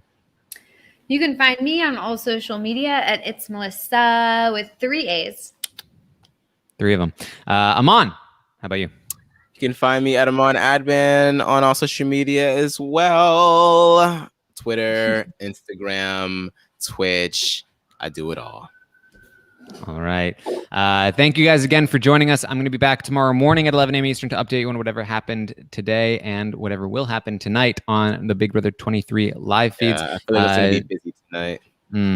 Tomorrow night, of course, we will have the episode recap of the Wednesday night episode, and then Thursday we'll be live to recap the first eviction of Big Brother 23. So stay tuned for all of that. Make sure you are subscribed to the YouTube channel and the podcast feed and whatever else you need to be for this podcast. Go and be a patron as well. We did a Q&A show on Friday. Rob did the slop yesterday. So those are patron shows that you can access if you become a patron of Rob's podcast. So go ahead and do that as well. There's so many things for you to do. I'm giving you homework. Come back with your homework done. Don't be one of those people that comes in and you're like, hey, audience member, did you do your homework? And then you're like, no. Don't be that person. Oh my God, Taran is definitely that kid that like asked the teacher to collect the homework when they forgot to collect the homework. I was the person doing the homework while it was being collected, and then by the time it got to me, I was like, boom, got it. All right, that's what I got for you guys. Thank you so much for joining us here today. I'll see you next time.